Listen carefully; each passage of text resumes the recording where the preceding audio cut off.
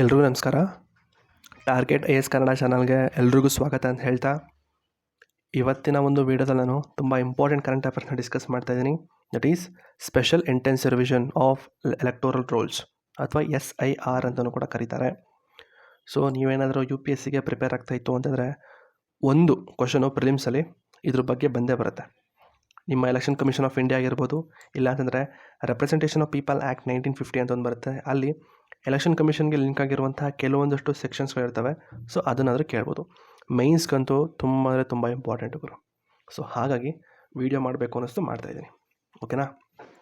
Okay. So ಹಾಗಾದರೆ ಏನಿದು special intensive revision? ಬನ್ನಿ ಹೇಳ್ಕೊಡ್ತೀನಿ. ತಲೆನೇ ಕೆಡಿಸ್ಕೊಬೇಡಿ, ಕಂಪ್ಲೀಟಾಗಿರುತ್ತೆ ಆಯಿತಾ. ಈ ಒಂದು ವೀಡಿಯೋ ಆದಮೇಲೆ ನಿಮಗೆ ಅರ್ಥ ಆಗುತ್ತೆ. ನೀವೇನಾದರೂ ನ್ಯೂಸ್ ಪೇಪರ್ಲಿ ಓದಿದ್ರೆ ಆಟೋಮೆಟಿಕ್ ಅರ್ಥ ಆಗುತ್ತೆ ಯಾಕೆ ತಂದರು ಏನು ಎತ್ತ ಅಂತೆಲ್ಲ. ಓಕೆನಾ? ಓಕೆ, ಶುರು ಮಾಡ್ತೀನಿ. ಈಗ ಏನು ಅಂತ, ಈಗ ಸ್ಪೆಷಲ್ ಇಂಟೆನ್ಸಿವ್ ರಿವಿಷನ್ ಒಂದು ಸಿಂಪಲ್ಲಾಗಿ ಹೇಳ್ಕೊಡ್ತೀನಿ. ಏನು ಅಂತಂದರೆ, ಈಗ ಒಂದು ಊರಲ್ಲಿ ಏನಾಗುತ್ತೆ ಅಂತಂದರೆ ಒಂದಷ್ಟು ಜನ ಸತ್ತೋಗಿರ್ತಾರೆ ಅಂತ ತಿಳ್ಕೊಳ್ಳಿ. ಈಗ ನಾವು ಒಂದು ಮೈಸೂರು ಅಂತ ತಿಳ್ಕೊಳ್ಳೋಣ ಆಯಿತಾ. ಈಗ ಮೈಸೂರಲ್ಲಿ 500 ಜನ ಇದ್ದಾರೆ. 500 ಜನದಲ್ಲಿ 100 ಜನ ಸತ್ತೋಗಿದ್ದಾರೆ ಅಂತ ತಿಳ್ಕೊಳ್ಳಿ. 100 ಜನ ಸತ್ತೋಗ್ಬಿಟ್ಟಿದ್ದಾರೆ. ಬಟ್ ವೋಟರ್ ಲಿಸ್ಟಲ್ಲಿ ಅವ್ರ ಹೆಸರು ಹಂಗೆ ಇರುತ್ತೆ. ಅಂದರೆ ಅಪ್ಡೇಟ್ ಮಾಡಿರಲ್ಲ, ಅವ್ರ ಹೆಸರು ಹಂಗೆ ಇರ್ತದೆ. ಈಗ ನಾರ್ಮಲಾಗಿ ಒಂದು ಎಲೆಕ್ಷನ್ ಆಗೋ ಟೈಮಲ್ಲಿ ವೋಟರ್ ಲಿಸ್ಟ್ಗಳು ರಿಲೀಸ್ ಆಗುತ್ತೆ, ಹೌದಾ? ಸೊ ಅವಾಗೇನಾಗುತ್ತೆ, ಆ ಒಂದು ವೋಟರ್ ಲಿಸ್ಟ್ ಬರೋಕ್ಕಿಂತ ಮುಂಚೆ ಅಥವಾ ಬಂದಾದಮೇಲೂ ಕೆಲವೊಂದು ಜನ ಸತ್ತೋಗಿರ್ತಾರೆ ಅಂತ ತಿಳ್ಕೊಳ್ಳಿ. ಅವಾಗೇನಾಗುತ್ತೆ, ವೋಟರ್ ಲಿಸ್ಟಲ್ಲೇ 500 ಜನ ಅಂತಲೇ ತೋರಿಸುತ್ತೆ. ಬಟ್ ಆ್ಯಕ್ಚುಲಾಗಿ ಪಾಪ್ಯುಲೇಷನ್ ಇರೋದು ಮೈಸೂರಲ್ಲಿ ಬರೀ 400 ಜನ. ಯಾಕೆ ಅಂತಂದರೆ 100 ಜನ ಆಗಲೇ ಸತ್ತೋಗಿರ್ತಾರೆ. ಬಟ್ ಸ್ಟಿಲ್ ವೋಟರ್ ಲಿಸ್ಟಲ್ಲಿ 500 ಜನ ತೋರಿಸ್ತದೆ. ಸರ್ ಆ ಥರ ಆದರೆ ಏನಾಗುತ್ತೆ ಸರ್? ತಪ್ಪೇನಿದೆ? ಈಗ ವೋಟರ್ ಲಿಸ್ಟ್ ಅವ್ರದ್ದು ಅಂದರೆ ಎಲೆಕ್ಷನ್ ಕಮಿಷನ್ ಏನೂ ತಪ್ಪಿಲ್ಲ, ಜನಗಳದ್ದು ಏನೂ ತಪ್ಪಿಲ್ಲ. ಅವ್ರ ಪಾಪ ಸಾಯ್ಬೇಡಿ, ಏನಾಗುತ್ತಾ, ಒಂದು ಜನ ಸತ್ತೋಗ್ತಾರೆ ಬಿಡಿ, ಏನು ಮಾಡೋಕ್ಕಾಗಲ್ಲ. ವೋಟರ್ ಲಿಸ್ಟಲ್ಲಿ ಏನು ಪಾಪ ಅವರು ಅಪ್ಡೇಟ್ ಮಾಡೋದಕ್ಕೆ ಮರ್ತೋಗಿದ್ದಾರೆ ಅಂತ ಅನ್ಕೋತೀವಿ, ಬಿಡಿ ಹೋಗಲಿ ಸರ್ ಅಂತ ನೀವು ಅನ್ಕೋತೀರ. ಸೊ ಅಲ್ಲೇ ತಪ್ಪಾಗೋದು. ಸೊ ಈಗೇನಾಗುತ್ತೆ, 100 ಜನ ಸತ್ತೋಗಿದ್ದಾರೆ. ಬಟ್ ಸತ್ತೋಗಿದ್ದಾರೆ ಅಂತ ಯಾರಿಗೂ ಗೊತ್ತು? ಎಲೆಕ್ಷನ್ ಕಮಿಷನ್ಗೆ ಗೊತ್ತಾ? ಇಲ್ಲ. ನಮಗೆ ಗೊತ್ತಾ? ಹೌದು, ನಮಗೆ ಗೊತ್ತು ಏನು ಅಂತಂದರೆ ಆ 100 ಜನ ಸತ್ತೋಗಿದ್ದಾರೆ ಅಂತ. ಬಟ್ ಇಲ್ಲೇನಾಗುತ್ತೆ ಅಂತಂದರೆ, ಸತ್ತೋಗಿರೋ 100 ಜನದ ಹೆಸರಲ್ಲಿ ಇನ್ಯಾರೋ ಬಂದು ವೋಟ್ ಹಾಕ್ಬೋದು. ಅರ್ಥ ಆಗ್ತಿದೆಯಾ? ಸತ್ತೋಗಿರೋ 100 ಜನದ ಹೆಸರಲ್ಲಿ ಇನ್ಯಾರೋ ಬಂದು ವೋಟ್ ಹಾಕ್ಬೋದು. ತಪ್ಪಿದೆಯಾ? ತಪ್ಪಿಲ್ಲ ಅಂತ ಹೇಳ್ಬೋದು. ಅದು ಆ್ಯಕ್ಚುಲಿ ತಪ್ಪು, ಹೌದಾ? ತಪ್ಪಲ್ಲಪ್ಪ? ಹೌದು. ಈಗ ನೀವು ಯಾವುದಪ್ಪ ಅದು, ಒಂದು ತಮಿಳ್ ಮೂವಿ ಇದೆ, ಸರ್ಕಾರ ಅಂತ ಒಂದು ಮೂವಿ ಇದೆ, ಹೌದಾ? ಸರ್ಕಾರ್ ತಮಿಳ್ ಮೂವಿ, ವಿಜಯ್ ಆ್ಯಕ್ಟ್ ಮಾಡಿರುವಂಥ ಒಂದು ಮೂವಿ. ಸೊ ಅಲ್ಲಿ ಅದೇ ರೀತಿ ಆಗುತ್ತೆ. ಅಲ್ಲೇನಾಗುತ್ತೆ ಅಂತಂದರೆ, ಅವನೆಲ್ಲೋ ಬೇರೆ ಕಡೆ ಇರ್ತಾನೆ, ಅವನು ವೋಟ್ ಮಾಡಬೇಕು ಅಂತ ಬಂದಾಗ ಏನಾಗುತ್ತೆ, ಅವನು ವೋಟ್ನ ಇನ್ಯಾರೋ ಬಂದು ವೋಟ್ ಹಾಕಿರ್ತಾರೆ. ಅರ್ಥ ಆಗ್ತಿದೆಯಾ? ಆ ಮೂವಿ ನೋಡಿದರೆ ನಿಮಗೆ ಕಂಪ್ಲೀಟಾಗಿ ಅರ್ಥ ಆಗುತ್ತೆ. ಸೊ ಅವನು ವೋಟ್ನ ಇನ್ಯಾರೋ ಬಂದು ವೋಟ್ ಮಾಡಿರ್ತಾರೆ. ಮತ್ತು ಕೆಲವೊಂದಷ್ಟು ಜನ ಸತ್ತೋಗಿರ್ತಾರೆ ನೋಡಿ, ಅವ್ರ ಹೆಸರಲ್ಲೂ ಕೂಡ ವೋಟ್ ಬಿದ್ದಿರುತ್ತೆ. ಆವಾಗ ಅವ್ನಿಗೆ ಅರ್ಥ ಆಗುತ್ತೆ ಇಲ್ಲಿ ಏನೊಂದು ದೊಡ್ಡ ಸ್ಕ್ಯಾಮ್ ನಡೆದಿದೆ ಅಂತ ಹೇಳಿ ಏನೇನೋ ಮಾಡಿ ಕೊನೆಗೆ ಹೊಸದಾಗಿ ಎಲೆಕ್ಷನ್ ಕರೆಸಿ ಏನೇನೋ ಮಾಡ್ತಾನೆ, ಹೌದಾ? ಸೇಮ್ ಇಲ್ಲೂ ಕೂಡ. ಸೊ ಆ ಥರ ಒಂದು ಫೇಕ್ ವೋಟರ್ಸ್ ಇರ್ತಾರಲ್ಲ, ಅದನ್ನೆಲ್ಲ ಸ್ಟಾಪ್ ಮಾಡಬೇಕು ಆಯಿತಾ ಅಂತ ಹೇಳಿ ತಂದಿರೋದೇ ನಿಮ್ಮ ಸ್ಪೆಷಲ್ ಇಂಟೆನ್ಸಿವ್ ರಿವಿಷನ್. ಅಂತಂದರೆ ನಿಮ್ಮ ವೋಟರ್ ಲಿಸ್ಟ್ನ ಅಪ್ಡೇಟ್ ಮಾಡಬೇಕು ಅಷ್ಟೇ, ಏನೂ ಇಲ್ಲ. ಜಸ್ಟ್ ತಿಳ್ಕೊಳ್ಳಿ, ಹೋಗ್ತಾ ಹೋಗ್ತಾ ಡೀಟೇಲಾಗಿ ಹೇಳ್ಕೊಡ್ತೀನಿ. ವೋಟರ್ ಲಿಸ್ಟ್ನ ಅಪ್ಡೇಟ್ ಮಾಡಬೇಕು, ಅದನ್ನು ತಲೆಯಲ್ಲಿ ಇಟ್ಕೊಳ್ಳಿ, ಸಾಕು, ಇನ್ನೇನು ಬೇಡ. ಈಗ ಫಸ್ಟು ಯಾಕೆ ತಂದರು ಅಂತ ತಿಳ್ಕೊಳ್ಳೋಣ. ಯಾಕೆ ತಂದ್ರಪ್ಪ ಅಂತಂದರೆ, ಬಿಹಾರಲ್ಲಿ ತುಂಬ ಜನ ಇಲ್ಲೀಗಲ್ ಮೈಗ್ರೆಂಟ್ಸ್ಗಳು ಸೆಟ್ಲ್ ಆಗೋದು ಗೌರ್ಮೆಂಟ್ ಕಣ್ಣಿಗೆ ಕಾಣಿಸ್ತು. ನೋಡಿ, ನಿಮಗೆ ಒಂದು ಕ್ವಶನ್ ಅರೈಸ್ ಆಗ್ಬೋದು. ಏನು ಅಂತಂದರೆ, ಈ ಒಂದು SIR ಬಂತು ಅಂದರೆ ಸಿಟಿಸನ್ಶಿಪ್ನ ಕಿತ್ಕೋತದ ಅಂತಂದರೆ ನೋಡ್ರಪ್ಪ, ಇಲ್ಲ, ಅದು ಏನೂ ಇಲ್ಲ. ನಿಮ್ಮ ಸಿಟಿಸನ್ಶಿಪ್ಗೂ ನಿಮ್ಮ SIRಗೂ ಯಾವ ಸಂಬಂಧನೂ ಇಲ್ಲ ಆಯಿತಾ. ನಿಮ್ಮ ಸಿಟಿಸನ್ಶಿಪ್ ಕಿತ್ಕೊಳ್ಳೋದು ಬಿಡೋದು ಯಾರ ಕೈಲಿ ಇದೆಯಪ್ಪ? ಪಾರ್ಲಿಮೆಂಟು, ಇಲ್ಲಾಂದರೆ ಮಿನಿಸ್ಟ್ರಿ ಆಫ್ ಹೋಮ್ ಅಫೇರ್ಸ್ ಇದೆ, ಅಲ್ಲಿ ನೋಡ್ಕೋತಾರೆ ಅವರು ಆಯಿತಾ. ನಿಮ್ಮ ಎಲೆಕ್ಷನ್ ಕಮಿಷನ್ದು ಏನೂ ಇಲ್ಲ. ಎಲೆಕ್ಷನ್ ಕಮಿಷನ್ ಕೆಲಸ ಏನು? ಫ್ರೀ ಆ್ಯಂಡ್ ಫೇರ್ ಎಲೆಕ್ಷನ್ ಆಗಬೇಕು, ಡೆಮೋಕ್ರಸಿ ಎತ್ತಿಡಬೇಕು, ಅಷ್ಟೇ, ಏನೂ ಇಲ್ಲ ಅವ್ರದ್ದು. ಈ ಒಂದು ಫ್ರೀ ಆ್ಯಂಡ್ ಫೇರ್ ಎಲೆಕ್ಷನ್ ಅಂತ ಹೇಳಿ ಈ ಒಂದು ಫೇಕ್ ವೋಟರ್ಸು, ಫೇಕ್ ಡಾಕ್ಯುಮೆಂಟ್ ಇಟ್ಕೊಂಡು ಬರೋರು, ಈಗ ಕೆಲವೊಂದು ಸತಿ ಏನಾಗುತ್ತೆ, ವೋಟ್ ಹಾಕ್ಸ್ಕೊಳ್ಳೋದಕ್ಕೋಸ್ಕರ ಬೇರೆ ಜನಗಳನ್ನ ಕರ್ಸ್ಕೊತಾರೆ, ಬಾಂಗ್ಲಾದೇಶಿಂದ ಕರ್ಸ್ಕೊತಾರೆ ಇಂಡಿಯಾಗೆ ಕರ್ಸ್ಕೊಂಡು ವೋಟ್ ಹಾಕ್ಸ್ಕೊಂಡು ವಾಪಸ್ ಕಳಿಸ್ಬಿಡ್ತಾರೆ. ಸೊ ಆ ಥರ ಎಲ್ಲ ಸ್ಟಾಪ್ ಮಾಡಬೇಕು ಅಂತ ಹೇಳಿ ಎಲೆಕ್ಷನ್ ಕಮಿಷನು ಒಂದು ಅಪ್ಡೇಟ್ ಮಾಡಬೇಕು ವೋಟರ್ ಲಿಸ್ಟ್ನ ಅಪ್ಡೇಟ್ ಮಾಡಿದ್ರೆ ಏನಾಗುತ್ತೆ, ಅಲ್ಲಿ ಹೆಸರು ಮಾತ್ರ ವೋಟ್ ಹಾಕ್ಬೋದು, ಅಲ್ಲಿ ಹೆಸರಿಲ್ಲ ಅಂತಂದರೆ ವೋಟ್ ಹಾಕೋದಕ್ಕೆ ಆಗಲ್ಲ. ಮತ್ತು ಜೆನ್ಯೂನ್ ವೋಟರ್ಸ್ನ ಇಟ್ಕೋಬೇಕು ಅಂತ ಹೇಳಿ ಈ ಒಂದು ಸ್ಪೆಷಲ್ ಇಂಟೆನ್ಸಿವ್ ರಿವಿಷನ್ನ ತೊಗೊಬಂದು. ಅರ್ಥ ಆಯಿತಾ? ಓಕೆ, ಬನ್ನಿ ಇಲ್ಲಿಗೆ ಬನ್ನಿ. ಈಗ ಜೊತೆಗೆ ಓಕೆ ಬಿಡಿ, ಫಸ್ಟು ಏನಪ್ಪ, ಇಲ್ಲಿಗಲ್ ಇಮಿಗ್ರೆಂಟ್ಸ್ನ ಸ್ಟಾಪ್ ಮಾಡಬೇಕು ಆಯಿತಾ. ಇಲ್ಲಿಗಲ್ ಇಮಿಗ್ರೆಂಟ್ಸ್ ಬಂತು ಅಂತಂದರೆ ಒಂದು ಬೋಗಸ್ ವೋಟ್ಗಳೆಲ್ಲ ಬರೋದಕ್ಕೆ ಶುರು ಆಗುತ್ತೆ, ಹೌದಾ? ಬೋಗಸ್ ವೋಟ್ಗಳು ಬರೋದಕ್ಕೆ ಶುರುವಾಗುತ್ತೆ. ಸೊ ಹಾಗಾಗಿ ಇಲ್ಲಿಗಲ್ ಇಮಿಗ್ರೆಂಟ್ಸ್ನ ಸ್ಟಾಪ್ ಮಾಡಬೇಕು. ಇಲ್ಲಿಗಲ್ ಇಮಿಗ್ರೆಂಟ್ಸ್ ಬಂತು ಅಂದರೆ ಏನಾಗುತ್ತೆ, ಅವರು ಕೂಡ ವೋಟ್ ಆಗೋದಕ್ಕೆ ಶುರು ಮಾಡ್ತಾರೆ. ಈಗ ನೋಡಿ, ವೋಟರ್ ಲಿಸ್ಟಲ್ಲಿ ಕೆಲವೊಂದು ಸತಿ ಹೆಸರಿಲ್ಲ ಅಂದರೂ ಕೂಡ ಏನಾಗುತ್ತೆ ಆಧಾರ್ ಕಾರ್ಡು ಅಥವಾ ರೇಷನ್ ಕಾರ್ಡು ಅಥವಾ ವೋಟರ್ ಐ ಡಿ ಇದನ್ನೆಲ್ಲ ತೋರಿಸ್ಬಿಟ್ಟು ಕೆಲವೊಂದು ಜನ ವೋಟ್ ಹಾಕೋದಕ್ಕೆ ಶುರು ಮಾಡಿಬಿಡ್ತಾರೆ. ಅವಾಗ ಏನಾಗುತ್ತೆ, ಒಂದು ಡೂಪ್ಲಿಕೇಟ್ ವೋಟ್ ಅಥವಾ ಒಂದು ಬೋಗಸ್ ವೋಟ್ಗಳು ಬರೋದಕ್ಕೆ ಶುರು ಆಗುತ್ತೆ. ಆಯಿತಾ? ಸೊ ಆ ಥರ ಎಲ್ಲ ಆಗಬಾರ್ದು ಅಂತಂದರೆ ಏನು ಮಾಡಬೇಕು, ಈ ಒಂದು ಇಲ್ಲಿಗಲ್ ಇಮಿಗ್ರೆಂಟ್ಸ್ನ ಸ್ಟಾಪ್ ಮಾಡಬೇಕು. ಸ್ಟಾಪ್ ಮಾಡಬೇಕು ಅಂದರೆ ಏನು, ವೋಟರ್ ಲಿಸ್ಟ್ನ ಅಪ್ಡೇಟ್ ಮಾಡಬೇಕು. ವೋಟರ್ ಲಿಸ್ಟ್ ಅಪ್ಡೇಟ್ ಮಾಡಬೇಕು ಅಂದರೆ ಒಂದು ಹೆಸರು ಕರಿಬೇಕು, that is special intensive revision. ಅರ್ಥ ಆಯ್ತಾ? ಓಕೆ.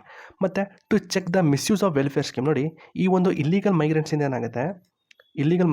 ಏನಾಗಿದೆ ಅಂತಂದರೆ ಆ್ಯಕ್ಚುಲಾಗಿ ಸ್ಕೀಮ್ಸ್ಗಳು ಯಾರು ತಲುಪಬೇಕು ಅವ್ರಿಗೆ ತಲುಪ್ತಾ ಇಲ್ಲ. ಈಗ ಗೌರ್ಮೆಂಟು ಕೆಲವೊಂದಷ್ಟು PDS ಅಂದರೆ ರೇಷನ್ ಬೆನಿಫಿಟ್ಸ್ಗಳು ಕೊಡುತ್ತೆ, ಹೌಸಿಂಗ್ ಬೆನಿಫಿಟ್ಸ್ ಕೊಡುತ್ತೆ, ಸ್ಕಾಲರ್ಶಿಪ್ಗಳು, ಕ್ಯಾಸ್ಟ್ ಸರ್ಟಿಫಿಕೇಟ್ ಬಂತು ಅಂದರೆ ರಿಸರ್ವೇಷನ್ ಸಿಗುತ್ತೆ. ಹೌದಾ? ಸೊ ಇಷ್ಟೆಲ್ಲ ಕೊಟ್ಟರು ಕೂಡ ಈ ಒಂದು ಇಲ್ಲಿಗಲ್ ಮೈಗ್ರೆಂಟ್ಸು ಯೂಸ್ ಮಾಡೋದಕ್ಕೆ ಶುರು ಮಾಡ್ಕೋತಾರೆ. ಅಂದರೆ ಆ್ಯಕ್ಚುಲಾಗಿ ಯಾರು ತಲುಪಬೇಕೋ ಅವ್ರಿಗೆ ತಲುಪಲ್ಲ, ಈ ಒಂದು ಇಲ್ಲಿಗಲ್ ಮೈಗ್ರೆಂಟ್ಸ್ಗಳು ಯೂಸ್ ಮಾಡ್ಕೊಳ್ಳೋದಕ್ಕೆ ಶುರು ಮಾಡ್ತಾರೆ. ಹೌದಾ? ಸೊ ಅದನ್ನೆಲ್ಲ ಸ್ಟಾಪ್ ಮಾಡಬೇಕು. ಅಂದರೆ SIR ಬರಬೇಕು. ಹೌದಾ? ಸರಿ. Next to prevent fake voters and bogus document. ನಾನು ಹೇಳಿದ್ನಲ್ಲ, ನಿಮ್ಮ ಸರ್ಕಾರ್ ಮೂವಿ. ಸೊ ಸರ್ಕಾರ್ ನೋಡಿರ್ತಾರಲ್ವ, ಅಲ್ಲಿ ಹೇಳಬೇಕು ಅಂದರೆ ಕೆಲವೊಂದಷ್ಟು ಜನಕ್ಕೆ, ಅಂದರೆ ಮೂವಿ ಅಲ್ಲ, ಇಲ್ಲಿ ಹೇಳ್ತಾರದು ಸದ್ಯಕ್ಕೆ ಕೆಲವೊಂದಷ್ಟು ಜನಕ್ಕೆ ಸಿಟಿಸನ್ಶಿಪ್ ಪ್ರೂಫ್ ಇಲ್ಲ ಅಂದರೂ ಕೂಡ ಅವ್ರಿಗೆ Aadhaar card, voter I D, residence certificate, ration card ಕಂಪ್ಲೀಟಾಗಿ ಸಿಗುತ್ತೆ. ಅವ್ರ ಹತ್ರ ಸಿಟಿಸನ್ಶಿಪ್ ಪ್ರೂಫ್ ಇಲ್ಲ ಅಂದರೂ ಕೂಡ ಇಷ್ಟೆಲ್ಲ ಡಾಕ್ಯುಮೆಂಟ್ಸ್ ಸಿಗುತ್ತೆ. ಹೌದಾ? ಅದೆಲ್ಲ ಸಿಕ್ತವ್ರು ಏನಾಗುತ್ತೆ, ಗೌರ್ಮೆಂಟ್ ಸ್ಕೀಮ್ಸ್ಗಳು ಯೂಸ್ ಮಾಡೋದಕ್ಕೆ ಶುರು ಮಾಡ್ಕೋತಾರೆ. ಹೌದಾ? ಸೊ ಆ ಥರ ಎಲ್ಲ ಯೂಸ್ ಮಾಡ್ಕೋತು ಅಂತಂದರೆ ನಮ್ಮ ಜನಕ್ಕೆ, ಅಂದರೆ ನಮ್ಮ ಭಾರತದ ನಾಗರಿಕರಿಗೆ ಅಥವಾ ಇಂಡಿಯನ್ ಸಿಟಿಸನ್ಸ್ಗಳಿಗೆ ಕೆಲವೊಂದು ಸ್ಕೀಮ್ಸ್ಗಳು ತಲುಪೋದೇ ಇಲ್ಲ. ಹೌದಾ? ಇವ್ರುಗಳು ಯೂಸ್ ಮಾಡ್ಕೊಳ್ಳೋದಕ್ಕೆ ಶುರು ಮಾಡ್ಕೋತಾರೆ. ಮತ್ತು to maintain updated population and migration data. ನೋಡಿ, ಫಸ್ಟು ಈ ಒಂದು SIRನ ಬಿಹಾರಿಂದನೇ ಯಾಕೆ ಶುರು ಮಾಡಿದ್ರು ಅಂತಂದರೆ, ಬಿಹಾರಲ್ಲಿ ಹೈ ಮೈಗ್ರೇಷನ್ ರೇಟ್ ಇದೆ. ತುಂಬ ಜನ ಮೈಗ್ರೇಟ್ ಆಗ್ತಾ ಇರ್ತಾರೆ, ಆ ಕಡೆಯಿಂದ ಈ ಕಡೆ, ಈ ಕಡೆಯಿಂದ ಆ ಕಡೆ ವಲಸೆ ಹೋಗೋರು ತುಂಬ ಜಾಸ್ತಿ. ಸೊ SIR ತಂತು ಅಂತಂದರೆ ಏನಾಗುತ್ತೆ, ಯಾವ ಕಮ್ಯುನಿಟಿ ಬೆಳೀತಾ ಇದೆ, ಆಯಿತಾ, ಯಾರೆಲ್ಲ ಮೂವ್ ಆಗಿದ್ದಾರೆ, ಅಂದರೆ ಬಿಹಾರಿಂದ ಬೇರೆ ಕಡೆ ಯಾರೆಲ್ಲ ಹೋಗಿದ್ದಾರೆ, ಮತ್ತು ಬೇರೆ ಕಡೆಯಿಂದ ಯಾರು ಬಿಹಾರ್ಗೆ ಬಂದು ಇಲ್ಲಿಗಲ್ಲಿ ಸೆಟ್ಲ್ ಆಗಿದ್ದಾರೆ ಅನ್ನೋದೆಲ್ಲ ಕಂಪ್ಲೀಟಾಗಿ ಗೊತ್ತಾಗುತ್ತೆ. ಮತ್ತು ಟು ಇಂಪ್ರೂವ್ ಇಂಟರ್ನಲ್ ಸೆಕ್ಯೂರಿಟಿ. ನೋಡಿ, ಇಂಟರ್ನಲ್ ಸೆಕ್ಯೂರಿಟಿ ತುಂಬ ಇಂಪಾರ್ಟೆಂಟ್ ಇದು. ಹೌದಾ? ನಮ್ಮ ದೇಶದ ಹಿತಾಸಕ್ತಿಗೆ, ನಮ್ಮ ದೇಶದ ಒಳಿತಿಗೋಸ್ಕರ ಈ ಒಂದು SIR ಬೇಕಾಗ್ತದೆ. ಯಾಕೆ ಅಂತಂದರೆ ನೋಡಿರ್ಬೋದು ನೀವು ನ್ಯೂಸಲ್ಲೆಲ್ಲ ಜನ್ಸಿ ಪ್ರೊಟೆಸ್ಟ್ಗಳು ತುಂಬ ದೇಶದಲ್ಲಿ ನಡೀತಾ ಇದೆ. ಹೌದಾ? ಸೊ ಆ ರೀತಿ ಬಾಂಗ್ಲಾದೇಶಲ್ಲೂ ಕೂಡ ನಡೆದಿದೆ, ಬಾಂಗ್ಲಾದೇಶಲ್ಲಿ, ನೇಪಾಳಲ್ಲಿ. ಸೊ ಅಕಸ್ಮಾತು ಅದೇ ಜನಗಳನ್ನ ನಾವೇನಾದರೂ ನಮ್ಮ ದೇಶಕ್ಕೆ ಒಳಗಡೆ ಬಿಟ್ಬಿಟ್ರೆ ಏನಾಗುತ್ತೆ, ನಮ್ಮ ದೇಶದಲ್ಲಿ ಒಂದು ದೇಶ ಒಡೆಯೋ ಕೆಲಸಗಳು ಜಾಸ್ತಿ ಆಗುತ್ತೆ. ಸೊ ಅದನ್ನು ಸ್ಟಾಪ್ ಮಾಡಬೇಕು.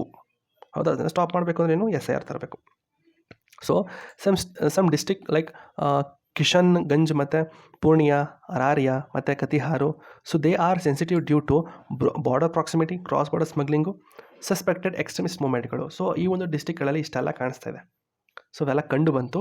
ಸೊ ಕಂಡು ಬಂದಿರೋದ್ರಿಂದ ಅದನ್ನೆಲ್ಲ ಸ್ಟಾಪ್ ಮಾಡಬೇಕು ಅಂದರೆ ಏನು, SIR ತರಬೇಕು. SIR ತಂದರೆ ಏನಾಗುತ್ತೆ, ವೋಟರ್ ಲಿಸ್ಟ್ ಅಪ್ಡೇಟ್ ಆಗುತ್ತೆ. ಆವಾಗ ಯಾರ್ಯಾರು ಇಂಡಿಯನ್ ಸಿಟಿಸನ್ಸು, ಯಾರ್ಯಾರು ಬೇರೆ ಕಡೆಯವರು ಅಂತೆಲ್ಲ ಗೊತ್ತಾಗುತ್ತೆ. ಬೇರೆ ಕಡೆಯವರು ಅಂತಂದರೆ ಅವ್ರನ್ನ ಶಿಕ್ಷೆ ಕೊಡ್ಬೋದು, ಅಂದರೆ ಬೇರೆ ಕಡೆ ಓಡಿಸ್ಬೋದು. ಎಕ್ಸಾಂಪಲ್ ಒಂದು ಹಾಕಿದ್ದೀನಿ, ಅರಾರಿಯಾ ಡಿಸ್ಟಿಕ್ ಅಂತ. ಅಲ್ಲಿ ಬಿಹಾರ್ ಗೌರ್ಮೆಂಟ್ಗೆ ಒಂದು ರಿಪೋರ್ಟ್ ಬರುತ್ತೆ. ಎಕ್ಸಾಂಪಲ್ ಹೇಳ್ತಾ ಇರೋದು, suppose Bihar government receives report like many people living in a village having no birth certificate, no land records and their name suddenly appears in voter list. ನೋಡಿ, ಕೆಲವೊಂದು ಸತಿ ಏನಾಗುತ್ತೆ ಅಂತಂದರೆ ಅವ್ರ ಹತ್ರ ಆ್ಯಕ್ಚುಲಾಗಿ ಬರ್ತ್ ಸರ್ಟಿಫಿಕೇಟ್ ಇರಲ್ಲ, ಆ್ಯಕ್ಚುಲಾಗಿ ಅವ್ರ ಹತ್ರ ಸಿಟಿಸನ್ಶಿಪ್ ಪ್ರೂಫ್ ಇರಲ್ಲ, ಲ್ಯಾಂಡ್ ರೆಕಾರ್ಡ್ಸ್ ಇರಲ್ಲ, ಬರ್ತ್ ಸರ್ಟಿಫಿಕೇಟ್ ಇರಲ್ಲ, ಏನೇನು ಡಾಕ್ಯುಮೆಂಟ್ಸ್ ಇಲ್ಲಾಂದ್ರೂ ಕೂಡ ಅವ್ರ ಹೆಸರುಗಳು ವೋಟರ್ ಲಿಸ್ಟಲ್ಲಿ ಬರೋದಕ್ಕೆ ಶುರು ಆಗ್ಬಿಡುತ್ತೆ. ಯಾಕೆ ಥರ ಬರುತ್ತೆ, ಬೋಗಸ್ ವೋಟ್ಗಳು, ಎಕ್ಸ್ಟ್ರಾ ವೋಟ್ಗಳು ಬರಬೇಕು, ನಾನು ಗೆಲ್ಲಬೇಕು ಅಂತ ಹೇಳಿ ಏನಾಗುತ್ತೆ, ಬೋಗಸ್ ವೋಟರ್ಸ್ಗಳನ್ನ ಕರೆಸ್ಕೊಂಡು ವೋಟರ್ ಲಿಸ್ಟಲ್ಲಿ ಹಾಕಿಸ್ಬಿಡ್ತಾರೆ. ಸೊ ಆ ಥರ ಹಾಕ್ಸ್ದಾಗ ಏನಾಗುತ್ತೆ, ಅಲ್ಲಿ ಕೆಲವೊಂದು ಜನ ಮೈಗ್ರೆಂಟ್ಸ್ ಫ್ರಮ್ ಬಾಂಗ್ಲಾದೇಶದಿಂದ ಬಂದಿರೋರು ಅಂತ ಗೊತ್ತಾಗುತ್ತೆ. ಅದು ತುಂಬ ವರ್ಷದಿಂದ ಬಾಂಗ್ಲಾದೇಶದಿಂದ ಬಂದಿರೋರು ಅಂತ ಗೊತ್ತಾಗುತ್ತೆ.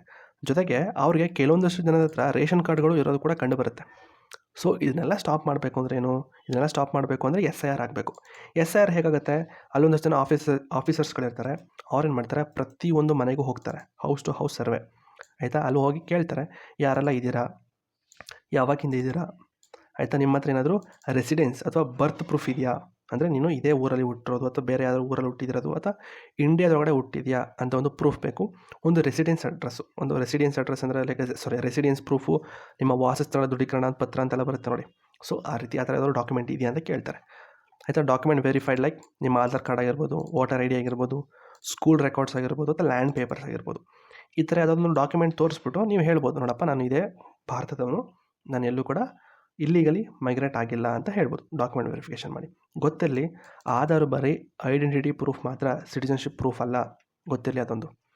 ಮತ್ತು ಅಕಸ್ಮಾತು ಮಿಸ್ಮ್ಯಾಚ್ ಡಿಟೆಕ್ಷನ್ ನೋಡಿ, 25 family have no valid proof, there Aadhaar was based only on individual method, no school record, no land record. ನೋಡಿ, ಯಾವುದೊಂದು 25 ಫ್ಯಾಮಿಲಿ ಏನೇನೋ ಲ್ಯಾಂಡ್ ರೆಕಾರ್ಡ್ಸ್, ಏನೊಂದು ಡಾಕ್ಯುಮೆಂಟ್ಸ್ ಇಲ್ಲ ಅಂತ ಗೊತ್ತಾದರೆ ಏನಾಗುತ್ತೆ, ಆ ಒಂದು ಫ್ಯಾಮಿಲಿ ಇಲ್ಲೀಗಲ್ ಇಮಿಗ್ರೆಂಟ್ಸ್ ಆಗಿರಬಹುದು ಅಂತ ಒಂದು ಬರುತ್ತೆ, ಆಯಿತಾ. So their document may need cancellation or reverification, they cannot receive benefit until verification is complete. ನೋಡಿ, ಅವ್ರದ್ದು ಡಾಕ್ಯುಮೆಂಟ್ ಇಲ್ಲ ಅಂತ ಹೇಳಿದ ತಕ್ಷಣ ಅವ್ರನ್ನ ಬಾಂಗ್ಲಾದೇಶಕ್ಕೆ ಕಳಿಸ್ಬಿಡಲ್ಲ, ಅವ್ರಿಗೆ ಒಂದು ಟೈಮ್ನ ಕೊಡ್ತಾರೆ. ನೋಡಪ್ಪ, ನಿಮಗೆ ಒಂದು ಟೈಮ್ನ ಕೊಡ್ತೀವಿ, ನಿನ್ನ ಹತ್ರ ಯಾರು ಡಾಕ್ಯುಮೆಂಟ್ ಇತ್ತು ಅಂದರೆ, ಏನಾದರೂ ಒಂದು ಡಾಕ್ಯುಮೆಂಟ್ ಇದ್ದರೆ ದಯವಿಟ್ಟು ಸಬ್ಮಿಟ್ ಮಾಡು, ಎಲ್ಲರೂ ಹುಡುಕು, ಏನಾದರೂ ಮಾಡು, ನೀನು ಇಲ್ಲೇ ಇದೆಯಾ. ಏನಾದರೂ ಅಕಸ್ಮಾತ್ ಸ್ಕೂಲ್ ರೆಕಾರ್ಡ್ಸ್ ಇತ್ತು ಅಂದರೆ ಸ್ಕೂಲ್ದು, ಲ್ಯಾಂಡ್ ರೆಕಾರ್ಡ್ಸ್ ಇದ್ದರೆ ಅದು, ಇಲ್ಲ ಅಂತಂದರೆ ಕೆಲವೊಂದು ಸತಿ ಏನಾಗುತ್ತೆ ಅಂತಂದರೆ ಆ ಒಂದು ವಿಲೇಜ್ ಸರ್ಪಂಚ್ ಇರ್ತಾರೆ ನೋಡಿ, ಸರ್ಪಂಚ್ಗಳ ಹತ್ರ ಹೋಗಿ ಕೇಳ್ತಾರೆ, ಇವರು ಎಷ್ಟು ವರ್ಷದಿಂದ ಇದ್ದಾರೆ ಈ ಊರಲ್ಲಿ, ಆಯಿತಾ. ವಿಲೇಜಲ್ಲಿ ಹಳೆ ತಲೆಗಳಿರ್ತವೆ ನೋಡಿ, ತಾತ ಅಜ್ಜಿದ್ರು, ಸೊ ಅವ್ರನ್ನ ಕೇಳ್ಬೋದು, ಇವರು ನಿಜವಾಗ್ಲೂ ಮೊದಲಿಂದನೂ ಇಲ್ಲೇ ಇದ್ದಾರಾ ಅಂತೆಲ್ಲ ಒಂದಷ್ಟು ವೆರಿಫಿಕೇಷನ್ ಮಾಡಿ ನಂತರ ಅವರು ಇಲ್ಲೀಗಲ್ ಮೈಗ್ರೆಂಟ್ ಅಥವಾ ಲೀಗಲ್ ಇದ್ದಾರಾ ಅಂತ ಅಂದ್ಬಿಟ್ಟು ಡಿಸೈಡ್ ಮಾಡ್ತಾರೆ. ಸೊ ಇಂಪಾರ್ಟೆಂಟ್ ಏನು ಅಂತಂದರೆ, SIR does not take away citizenship, it only identifies doubtful cases and send them back for further legal process. ಅರ್ಥ ಆಯ್ತಾ? ನಿಮ್ಮ ಸಿಟಿಸನ್ಶಿಪ್ ಏನು ಕಿತ್ಕೊಳ್ಳಲ್ಲ, ಅದೇನು ಮಾಡುತ್ತೆ ಅಂದರೆ, ನೀವು ನಮ್ಮ ಇಂಡಿಯಾದವನ ಅಥವಾ ಬೇರೆ ಕಡೆನೋ ಅಂತ ಚೆಕ್ ಮಾಡುತ್ತೆ. ಅಕಸ್ಮಾತ್ ಬೇರೆ ಕಡೆನೋ ಅಂತ ಗೊತ್ತಾಯಿತು ಅಂತಂದರೆ ಒಂದು ಟೈಮ್ನ ಕೊಡ್ತಾರೆ. ಸೊ ಆ ಟೈಮ್ ಒಳಗಡೆ ನೀನು ನಿನ್ನ ಒಂದು ಡಾಕ್ಯುಮೆಂಟ್ಗಳನ್ನ ಸಬ್ಮಿಟ್ ಮಾಡಬೇಕು. ಸಬ್ಮಿಟ್ ಮಾಡೋವರೆಗೂ ಕೂಡ ನೀನು ಯಾವುದೇ ಒಂದು ಬೆನಿಫಿಟ್ಸ್ನು ಕೂಡ ನೀನು ಯೂಸ್ ಮಾಡ್ಕೊಳ್ಳೋದಕ್ಕೆ ಆಗೋದಿಲ್ಲ ಅಂತ ಹೇಳುತ್ತೆ. ಅರ್ಥ ಆಯ್ತಾ? ಇದೊಂದು ಎಕ್ಸಾಂಪಲು. ಓಕೆ, ಸೊ ಇಷ್ಟು ಇಂಟ್ರೊಡಕ್ಷನ್ ಆಗಿತ್ತು, ಆಯಿತಾ. ಇಲ್ಲಿಂದ ಆ್ಯಕ್ಚುಲಿ ಶುರು ಆಗುತ್ತೆ. ಸೊ ನೋಡಿ, imagine election is happening with wrong voter list. Wrong voter list ಅಂದ್ರೇನು? Some real voters are missing, some dead people still voting. ನಾನು ಹೇಳ್ತೇನೆ ಅದೇ example. And some having names in 2 places. ಏನಿದು? ಒಂದೇ ಒಂದು ಹೆಸರು ಎರಡು ಕಡೆ ಇರೋದು. ಏನು ಅರ್ಥ ಇದು ಅಂತ ಹೇಳೋದಾದರೆ, ಈಗ ನಾನು ಅಂದರೆ ನನ್ನ ಹೆಸರು ಅಮಿತ್ ಅಂತ, ಹೌದಾ. ಈಗ ನಾನು ಮೈಸೂರಲ್ಲಿದ್ದೀನಿ, ನನಗೇನೋ ಗೊತ್ತಿಲ್ಲ, ನನಗೆ ಮಧ್ಯಪ್ರದೇಶ ಅಂದರೆ ಇಷ್ಟ ಆಯಿತು, ಆಯಿತಾ. ಮೈಸೂರಿಂದ ಏನು ಮಾಡಿದೆ, ಮಧ್ಯಪ್ರದೇಶಕ್ಕೆ ಜಂಪ್ ಆದೆ. ಈಗ ನಾನೇನು ಮಾಡಬೇಕು ಅಂತಂದರೆ, ಮಧ್ಯಪ್ರದೇಶಕ್ಕೆ ಹೋಗಿ ಸೆಟ್ಲ್ ಆಗ್ತಾ ಇದ್ದೀನಿ ಅಂತಂದರೆ, ಮೈಸೂರು ವೋಟರ್ ಲಿಸ್ಟಲ್ಲಿ ನನ್ನ ಹೆಸರನ್ನ ಡಿಲೀಟ್ ಮಾಡಿಸ್ಬೇಕು, ಅದು ನನ್ನ ಕರ್ತವ್ಯ. ಅರ್ಥ ಆಯ್ತಾ? ನನ್ನ ಹೆಸರನ್ನ ಫಸ್ಟು ಡಿಲೀಟ್ ಮಾಡಿಸಿ ಆಮೇಲೆ ನಾನು ಅಲ್ಲಿ ಹೋಗಿ ರಿಜಿಸ್ಟರ್ ಆಗಬೇಕು. ಬಟ್ ನಾನೇನು ಮಾಡ್ತೀನಿ, ನನಗೆ ತಲೆ ಇಲ್ಲ, ಆಯಿತಾ. ಸೊ ಹಾಗಾಗಿ ನಾನೇನು ಮಾಡ್ತೀನಿ, ಹಂಗೆ ಹೊರಟೋಗ್ತೀನಿ. ಎಲ್ಲಿ? ಮಧ್ಯಪ್ರದೇಶಕ್ಕೆ ಹೋದೆ, ಮಧ್ಯಪ್ರದೇಶಕ್ಕೆ ಹೋಗಿ ಸೆಟ್ಲಾಗಿ ಜೊತೆಗೆ ಅಲ್ಲೇ ನಾನು ರಿಜಿಸ್ಟರ್ ಮಾಡ್ಕೊಂಡೆ, ಮತ್ತೆ ಹೆಸರನ್ನ ಮತ್ತೆ ರಿಜಿಸ್ಟರ್ ಮಾಡ್ಕೊಂಡೆ. ಅವಾಗೇನಾಗುತ್ತೆ, ನನ್ನ ಹೆಸರು ಮಧ್ಯಪ್ರದೇಶದಲ್ಲೂ ಬಂತು ಮತ್ತು ನನ್ನ ಹೆಸರು ಮೈಸೂರಲ್ಲೂ ಇದೆ. ಅವಾಗೇನಾಗುತ್ತೆ, some having names in 2 places. ಅವಾಗೇನಾಗುತ್ತೆ, ಒಂದೇ ಹೆಸರು 2 ಕಡೆ ಬರುತ್ತೆ. ಸೊ ಈ ಥರ ಒಂದು ಎರರ್ಗಳು, ಇವೆಲ್ಲ ಸೀರಿಯಸ್ ಎರರ್ಗಳು.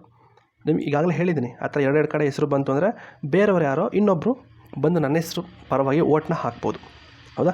ಸೊ ಅದನ್ನೆಲ್ಲ ಸ್ಟಾಪ್ ಮಾಡೋದಕ್ಕೋಸ್ಕರ ಏನು ಮಾಡಿತು, election commission of India recheck the entire voter list by visiting every house. ನೋಡಿ, ಅಂದರೆ ನಿಮ್ಮ ಒಂದು ವೋಟರ್ ಲಿಸ್ಟ್ನ ಚೆಕ್ ಮಾಡಬೇಕು, ರೀಚೆಕ್ ಮಾಡಬೇಕು, ಅಂದರೆ ನಿಮ್ಮ ಒಂದು ವೋಟರ್ ಲಿಸ್ಟ್ನ ಅಪ್ಡೇಟ್ ಮಾಡಬೇಕು. ಸೊ ಆ ಒಂದು ಫುಲ್ ಸ್ಕೇಲ್ ವೆರಿಫಿಕೇಷನ್ ಅಥವಾ ಫುಲ್ ಸ್ಕೇಲ್ ಒಂದು ಅಪ್ಡೇಟ್ ಅಂತ ಏನಿದೆಯಲ್ಲ, ಅದಕ್ಕೆ ನಾವು ಸ್ಪೆಷಲ್ ಇಂಟೆನ್ಸಿವ್ ರಿವಿಷನ್ ಅಂತ ಕರಿತೀವಿ. ಅರ್ಥ ಆಯ್ತಾ? ಸೊ ಈ ಥರ ಒಂದಷ್ಟು ಸೀರಿಯಸ್ ಎರರ್ಗಳನ್ನ ಸ್ಟಾಪ್ ಮಾಡೋದಕ್ಕೋಸ್ಕರ ವೋಟರ್ ಲಿಸ್ಟ್ನ ರೀಚೆಕ್ ಆಗುತ್ತೆ, ಅಥವಾ voter list entire voter list, Bihar ಅಂತಂದರೆ ಎಂಟೈರ್ ಬಿಹಾರ್ ವೋಟರ್ ಲಿಸ್ಟ್ಗಳು ಅಪ್ಡೇಟ್ ಆಗುತ್ತೆ. ಅದು ಕೂಡ ಅಪ್ಡೇಟು ಅಂತಂದರೆ ನಾರ್ಮಲಾಗಿ ಆನ್ಲೈನ್ ಅಪ್ಡೇಟ್ ಅಲ್ಲ, ಎಲ್ಲ ಹೌಸ್ ಟು ಹೌಸ್ ವಿಸಿಟ್ ಆಗುತ್ತೆ. ಪ್ರತಿಯೊಂದು ಹೌಸಲ್ಲೂ ಹೋಗಿ, ನಾನು ಹೇಳಿದ್ನಲ್ಲ, ಮನೆಗೆ ಹೋಗಿ ಯಾರ್ಯಾರಿದ್ದಾರೆ ಏನು ಇರ್ತಾರೆ ಕಂಪ್ಲೀಟಾಗಿ ಡಾಕ್ಯುಮೆಂಟ್ ವೆರಿಫಿಕೇಷನ್ ಮಾಡಿ ಆಮೇಲೆ ವೋಟರ್ ಲಿಸ್ಟ್ನ ರಿಲೀಸ್ ಮಾಡ್ತಾರೆ. ಸೊ ಆ ಒಂದು ಫುಲ್ ಸ್ಕೇಲ್ ವೆರಿಫಿಕೇಷನ್ ಏನಿದೆಯಲ್ಲ, ಅದಕ್ಕೆ ನಾವು SIR ಅಂತ ಕರಿತೀವಿ. So it make shores that all eligible people are included. ಮತ್ತು ರಾಂಗ್ ಮತ್ತು ಡೂಪ್ಲಿಕೇಟರ್ ಎಂಟ್ರೀಸ್ ಇರ್ತಾವಲ್ಲ, ಅದನ್ನೆಲ್ಲ ರಿಮೂವ್ ಮಾಡ್ತಾರೆ. ಮತ್ತು ಅಕ್ಯುರೇಟ್ ಮತ್ತು ಟ್ರಸ್ಟ್ ವರ್ತಿನ ಮೇಂಟೈನ್ ಮಾಡಬೇಕು ವೋಟರ್ ಲಿಸ್ಟಲ್ಲಿ, ಆಯಿತಾ. ಸೊ ಯಾಕೆ ಇದನ್ನು ತೊಗೊಂಬಂದರು, why is this being done ಅಂತಂದರೆ, election commission of India started a special intensive revision in Bihar to make sure that voter list is correct updated and include all eligible voters. ನಾನು ಹೇಳಿದ್ನಲ್ಲ, same update ಮಾಡಬೇಕು ಅಂತ. So last time ಬಿಹಾರಲ್ಲಿ ಆ ಥರ ಒಂದು revision ಮಾಡಿದ್ದು ಯಾವಾಗ ಅಂತಂದರೆ 2003, 22 ವರ್ಷ ಆಗಿದೆ. ಸೊ ತುಂಬ ಲಾಂಗ್ ಗ್ಯಾಪ್ ಆಯಿತು. ಸೊ ಹಾಗಾಗಿ ಅದನ್ನು ತೊಗೊಂಡು ಬಂದರು, ಆಯಿತಾ. ಸೊ ಈಗ ಒಂದಷ್ಟು ಬೇಸಿಕ್ ತಿಳ್ಕೊಬೇಕು, ಏನು ಅಂತಂದರೆ ನಿಮ್ಮ ಒಂದು ಎಕ್ಸಾಮ್ಗೆ ತುಂಬ ಇಂಪಾರ್ಟೆಂಟ್ ಆಗಿರುವಂಥ ಕೆಲವೊಂದಷ್ಟು ಬೇಸಿಕ್ ಇನ್ಫಾರ್ಮೇಷನು ಏನಪ್ಪ ಅಂತಂದರೆ, ವಾಟ್ ಈಸ್ ಎಲೆಕ್ಟೋರಲ್ ರೋಲ್ ಅಂತ ಕೇಳಿದ್ರೆ, ಎಲೆಕ್ಟೋರಲ್ ರೋಲ್ ಅಂತಾರೆ ಏನಿಲ್ಲ, ಸಿಂಪಲ್ ನಿಮ್ಮ ವೋಟರ್ ಲಿಸ್ಟ್ ಅಷ್ಟೇ. It is the official list of all people who are eligible to vote in a particular area. So ಒಂದು ವೋಟರ್ ಲಿಸ್ಟ್ಗೆ ನಾವು ಎಲೆಕ್ಟೋರಲ್ ರೋಲ್ ಅಂತಲೂ ಕೂಡ ಕರಿತೀವಿ. It is also called as voter list ಅಥವಾ electoral register ಅಂತಲೂ ಕೂಡ ಕರೀತಾರೆ. ಒಂದು example, if you live in Patna constituency your name must be in Patna voter list to vote there. ನೋಡಿ, ಇನ್ನೊಂದು ಹೇಳ್ತೇನೆ, ನೀವು ಎಲ್ಲಿದ್ದೀರಾ ನೀವು ಅಲ್ಲೇ ವೋಟ್ ಹಾಕಬೇಕು. ಅರ್ಥ ಆಗ್ತಿದೆಯಾ? ಈಗ ನಾನು ಮೈಸೂರಿದ್ದೀನಿ, ನಾನು ಮೈಸೂರಲ್ಲೇ ಹಾಕಬೇಕು. ನನ್ನ ಹೆಸರು ಮಧ್ಯಪ್ರದೇಶಲ್ಲಿ ಬಂತು ಅಂತ ಹೇಳಿ ನಾನು ಮಧ್ಯಪ್ರದೇಶಕ್ಕೆ ಹೋಗೋದಕ್ಕಾಗಲ್ಲ. ನಾನು ಎಲ್ಲಿದ್ದೀನಿ ನಾನು ಅಲ್ಲೇ ವೋಟ್ ಹಾಕಬೇಕು. ಅದೇ ಆ್ಯಕ್ಚುಲಿ ರೂಲ್ ಇರೋದು ಅದೇ. ಏನು ಅಂದರೆ, ನೀನು ಎಲ್ಲಿದೆಯಾ ಅಲ್ಲೇ ವೋಟ್ ಹಾಕು, ಆಯಿತಾ? ಬೇರೆ ಕಡೆ ಎಲ್ಲ ವೋಟ್ ಹಾಕೋದಕ್ಕೆ ಬೇಡ. ಈಗ ಇನ್ನೊಂದು ಎಕ್ಸಾಂಪಲ್ ಕೊಡ್ತೀನಿ. ಈಗ ನಾನು ಅಮಿತು, ನಾನು ಮೈಸೂರಲ್ಲಿದ್ದೆ. ನಾನು ಹೋಗಿ ಏನು ಮಾಡಿದೆ, ಅಸ್ಸಾಮಲ್ಲಿ ಹೋಗಿ ಸೆಟ್ಲಾದೆ. ಕರ್ನಾಟಕದಿಂದ ಅಸ್ಸಾಮ್ಗೆ ಹೋದೆ, ಆಯಿತಾ? ಅಸ್ಸಾಮ್ಗೆ ಹೋದೆ, ಅಲ್ಲಿ ಸೆಟ್ಲಾಗಿದ್ದೀನಿ ಅಂತ ಹೇಳಿದ ಮಟ್ಟಿಗೆ ನಾನು ಅಲ್ಲೇ ವೋಟ್ ಹಾಕಬೇಕು, ಆಯಿತಾ? ನಾನೇನು ಮಾಡ್ತೀನಿ, ಎಲೆಕ್ಷನ್ ಟೈಮ್ಗೆ ವಾಪಸ್ ಕರ್ನಾಟಕಕ್ಕೆ ಬರೋದು, ವೋಟ್ ಹಾಕ್ಬಿಡೋದು, ಮತ್ತೆ ವಾಪಸ್ ಹೋಗೋದು, ಆ ರೀತಿ ಅಲ್ಲ. ನಾನು ಅಸ್ಸಾಮ್ಲಿದ್ದೀನಲ್ಲಪ್ಪ, ನಾನು ಅಸ್ಸಾಮ್ಲಿದ್ದೀನಿ ಅಂತ ಹೇಳಿ ನನಗೇನಾದರೂ ಯಾರಾದರೂ ಸಿದ್ದರಾಮಯ್ಯನವರು ಅಥವಾ ಡಿ ಕೆ ಶಿವರು ಏನಾದರೂ ನನಗೆ ಹೆಲ್ಪ್ ಮಾಡ್ತಾರಾ? ನನಗೆ ಹೆಲ್ಪ್ ಮಾಡೋದು ಯಾರು? ನನಗೇನಾದರೂ ಹೊಸ ರೂಲ್ ತರೋದು ಯಾರು? ಅಸ್ಸಾಮ್ಲಿರುವಂತಹ MLAಗಳಾಗಿರ್ಬೋದು, CM ಆಗಿರ್ಬೋದು, ಅವ್ರು ತರ್ತಾರೆ. ಸೊ ಡಿ ಕೆ ಶಿ ಅವರು ಕೂಡ ಸಿದ್ದರಾಮಯ್ಯನವ್ರಿಗೆ ಏನಾದರೂ ಕನೆಕ್ಷನ್ ಇದೆಯಾ ಅಸ್ಸಾಮ್ಗೂ ಮತ್ತು ಇದಕ್ಕೂ? ಏನು ಲಿಂಕ್ ಇಲ್ಲ. ಸೊ ನಾನು ಎಲ್ಲಿದ್ದೀನಿ ನಾನು ಅಲ್ಲೇ ವೋಟ್ ಹಾಕಬೇಕು. ನಾನು ಎಲ್ಲಿದ್ದೀನಿ ಅಲ್ಲಿರುವಂಥ MLAಗಳನ್ನ ಗೆಲ್ಲಿಸ್ಬೇಕು. ಸೊ ಅದು ರೂಲು ಆ್ಯಕ್ಚುಲಿ. ಅರ್ಥ ಆಯ್ತಿದೆಯಾ? ಸೊ ಅಕಸ್ಮಾತ್ ನೀವೇನಾದರೂ ಪಟ್ನಾ ಕಾನ್ಸ್ಟಿಟ್ಯೂನ್ಸಿಯಲ್ಲಿ ಇತ್ತು ಅಂತಂದರೆ ನೀವು ಅಲ್ಲೇ ವೋಟ್ ಹಾಕಬೇಕು, ಬೇರೆ ಕಡೆ ಎಲ್ಲೋ ವೋಟ್ ಹಾಕೋದಕ್ಕೆ ಆಗೋದಿಲ್ಲ. Okay, next types of electoral revision. ಈ ಒಂದು ರಿವಿಷನ್ಲೇ ಒಂದಷ್ಟು ಟೈಪ್ಸ್ ಇದ್ದಾವೆ. ಏನಪ್ಪ ಅಂತಂದರೆ, ಮೊದಲನೇದು ಇಂಟೆನ್ಸಿವ್ ರಿವಿಷನ್. ಇಂಟೆನ್ಸಿವ್ ರಿವಿಷನ್ ಅಂದರೆ ನೀವೇ ನೋಡ್ಬೋದು, ಇಂಟೆನ್ಸಿವ್ ಸ್ವಲ್ಪ ಎಕ್ಸ್ಟ್ರೀಮ್ ವರ್ಡ್ ಇದು, ಇಂಟೆನ್ಸಿವ್. ಹೌದಾ? Intensive revision. So intensive revision ಅಂತಂದರೆ ಏನು? ಹೌಸ್ ಟು ಹೌಸ್ ವಿಸಿಟ್, ಅಂದರೆ ಮನೆಗೆ ಹೋಗಿ ವಿಸಿಟ್ ಮಾಡಬೇಕು. ಹೊಸದಾಗಿ ಯಾವ್ದಾದ್ರು ವೋಟರ್ಸ್ ಇತ್ತು ಅಂದರೆ ಅವ್ರನ್ನೆಲ್ಲ ಆ್ಯಡ್ ಮಾಡಬೇಕು. ಮನೆ ವಿಸಿಟ್ ಇರ್ತದೆ. ಇಂಟೆನ್ಸಿವ್ ರಿವಿಷನ್ ಅಂದರೆ ನೀವು voter list made fresh from scratch. Voter ಲಿಸ್ಟ್ನ ಹೊಸದಾಗಿ ಮಾಡೋದಕ್ಕೆ ನಾವು ಇಂಟೆನ್ಸಿವ್ ರಿವಿಷನ್ ಅಂತ ಕರಿತೀವಿ, ಆಯಿತಾ? ಮನೆ ವಿಸಿಟ್ ಆಗಬೇಕು ಮತ್ತು ಕಂಪ್ಲೀಟಾಗಿ ಹೊಸದಾಗಿ ಒಂದು ವೋಟರ್ ಲಿಸ್ಟ್ ಬರುತ್ತೆ, ಅದಕ್ಕೆ ನಾವು ಇಂಟೆನ್ಸಿವ್ ರಿವಿಷನ್ ಅಂತ ಕರಿತೀವಿ. ಮತ್ತು ಯಾಕೆ ಇದನ್ನು ಯೂಸ್ ಮಾಡ್ತೀವಿ ಅಂತಂದರೆ, when old voter list are outdated or full of error. ನೋಡಿ, ಹಳೆಯ ವೋಟರ್ ಲಿಸ್ಟ್ಗಳು ತುಂಬ ಔಟ್ಡೇಟೆಡ್ ಆಗಿದೆ ಮತ್ತು ತುಂಬ ಎರರ್ಸ್ಗಳಿತ್ತು ಅಂತಂದರೆ ಈ ಒಂದು ಇಂಟೆನ್ಸಿವ್ ರಿವಿಷನ್ಗಳನ್ನ ಮಾಡ್ತಾರೆ. ಮತ್ತು ಅದು ಯಾವಾಗ ಮಾಡ್ತಾರೆ ಅಂತಂದರೆ, ಮೇಜರ್ ಎಲೆಕ್ಷನು, ಲೋಕಸಭೆ ಎಲೆಕ್ಷನ್ಗಳು ಅಥವಾ ಕೆಲವೊಂದಷ್ಟು ಕಾನ್ಸ್ಟಿಟ್ಯೂನ್ಸೀಸ್ಗಳು ಚೇಂಜ್ ಆಗುತ್ತೆ ನೋಡಿ. ಸೊ ಆ ಥರ ಒಂದಷ್ಟು ಟೈಮಲ್ಲಿ ಈ ಒಂದು ಇಂಟೆನ್ಸಿವ್ ರಿವಿಷನ್ನ ಮಾಡ್ತಾರೆ, ಆಯಿತಾ? ಮೊದಲನೇದು. ಇನ್ನೊಂದು ಸಮ್ಮರಿ ರಿವಿಷನ್ ಅಂತಿದೆ. ಸಮ್ಮರಿ ರಿವಿಷನ್ ಅಂತಂದರೆ ಹೋಮ್ ವಿಸಿಟ್ ಅಂತ ಏನಿರಲ್ಲ, ಮನೆಗೇನು ಹೋಗೋ ಅವಶ್ಯಕತೆ ಇಲ್ಲ, ಜಸ್ಟ್ ಒಂದು ಅಪ್ಡೇಟ್ ಆಗುತ್ತೆ ಎಕ್ಸಿಸ್ಟಿಂಗ್ ವೋಟರ್ ಲಿಸ್ಟು. ಅಕಸ್ಮಾತ್ ಏನಾದರೂ ಹೊಸದಾಗಿ ಯಾರಾದರೂ ಆ್ಯಡ್ ಮಾಡಬೇಕು ಅಂತಂದರೆ, 18+ ಆಗಿರೋರು ವೋಟರ್ ಲಿಸ್ಟ್ಗೆ ಆ್ಯಡ್ ಮಾಡಬೇಕು ಅಂತಂದರೆ, ಅಥವಾ ಯಾರು ಡೆತ್ ಆಗಿತ್ತು ಅಂತಂದರೆ ಅವಾಗ ಸಮ್ಮರಿ ರಿವಿಷನ್ ಅಂತ ಮಾಡ್ತಾರೆ. ನಾರ್ಮಲಾಗಿ ನಮ್ಮ ಕರ್ನಾಟಕದಲ್ಲಿ ಆಗುತ್ತೆ ಸಮ್ಮರಿ ರಿವಿಷನ್ಗಳು, ನೋಡ್ಬೋದು, ಆಯಿತಾ? ನೋಡಿ, add newly 18+ voter dead person, ಆಯಿತಾ? ಇದು ಸಮ್ಮರಿ ರಿವಿಷನು. ಮತ್ತು ಸ್ಪೆಷಲ್ ರಿವಿಷನ್ ಅಂತಂದ್ರೆ ಏನು? ಸ್ಪೆಷಲ್ ರಿವಿಷನ್ ಅಂತಂದರೆ ಅಲ್ಲೇ ಇದೆ ಹೆಸರು, ಸ್ಪೆಷಲ್ ಅಂತ. Done only in special cases if something big went wrong. ಅಂದರೆ ತುಂಬ ದೊಡ್ಡದಾಗಿ ಏನೋ ತಪ್ಪಾಗಿದೆ ಅಂತಂದಾಗ ಮಾತ್ರ ಒಂದು ಸ್ಪೆಷಲ್ಲಾಗಿ ಮಾಡ್ತಾರೆ. ಟು ಫಿಕ್ಸ್ ಮಿಸ್ಡ್ ಏರಿಯಾ ಮತ್ತು ಟೆಕ್ನಿಕಲ್ ಎರರ್ಸು. ಕೆಲವೊಂದಷ್ಟು ಏರಿಯಾಗಳಲ್ಲಿ ಈ ಒಂದು ವೋಟರ್ ಲಿಸ್ಟ್ ಹೆಸರುಗಳು ಬಂದಿರಲ್ಲ ನೋಡಿ, ಅದು ತುಂಬ ಒಂದು ದೊಡ್ಡ ಪ್ರಾಬ್ಲಮ್. ಅದು ವೋಟರ್ ಲಿಸ್ಟಲ್ಲಿ ಈಗ ಎಕ್ಸಾಂಪಲ್ ಮೈಸೂರಲ್ಲಿ ಕೆಲವೊಂದು ಜನ ಹೆಸರೇ ಆ್ಯಡ್ ಆಗಿರಲ್ಲ, ಒಬ್ರದಿಬ್ರದಲ್ಲ, ಒಂದು 10,000 ಜನದ ಹೆಸರೇ ಬರಲ್ಲ ಅಂತ ತಿಳ್ಕೊಳ್ಳಿ. ಸೊ ಅದು ತುಂಬ ದೊಡ್ಡ ಎರರ್ ಅದು. ಸೊ ಆ ಥರ ಒಂದಷ್ಟು ಕೇಸ್ಗಳಲ್ಲಿ ಈ ಒಂದು ಸ್ಪೆಷಲ್ ರಿವಿಷನ್ಗಳನ್ನ ಮಾಡ್ತಾರೆ ನೋಡಿ. If large number of names were wrongly deleted. ನೋಡಿ, ರಾಂಗ್ಲಿ ಡಿಲೀಟೆಡೋ ಅಥವಾ ಅವ್ರ ಹೆಸರು ಇರೋದೇ ಇಲ್ವೋ, ಸೊ ಅದೆಲ್ಲ ತುಂಬ ಚಿಕ್ಕ ಪುಟ್ಟ ಕೇಸಸ್ ಅಲ್ಲ, ಅದು ತುಂಬ ದೊಡ್ಡ ಒಂದು ಎರರ್ ಅದು. ಸೊ ಆ ಥರ ದೊಡ್ಡ ಎರರ್ಗಳನ್ನ ಸಾಲ್ವ್ ಮಾಡೋದಕ್ಕೋಸ್ಕರ ಈ ಒಂದು ಸ್ಪೆಷಲ್ ರಿವಿಷನ್ ಅಂತ ಮಾಡ್ತಾರೆ. ಸೊ ಈ ಒಂದು ಸ್ಪೆಷಲ್ ಇಂಟೆನ್ಸಿವ್ ರಿವಿಷನ್ ಅಂತಂದರೆ ಏನು?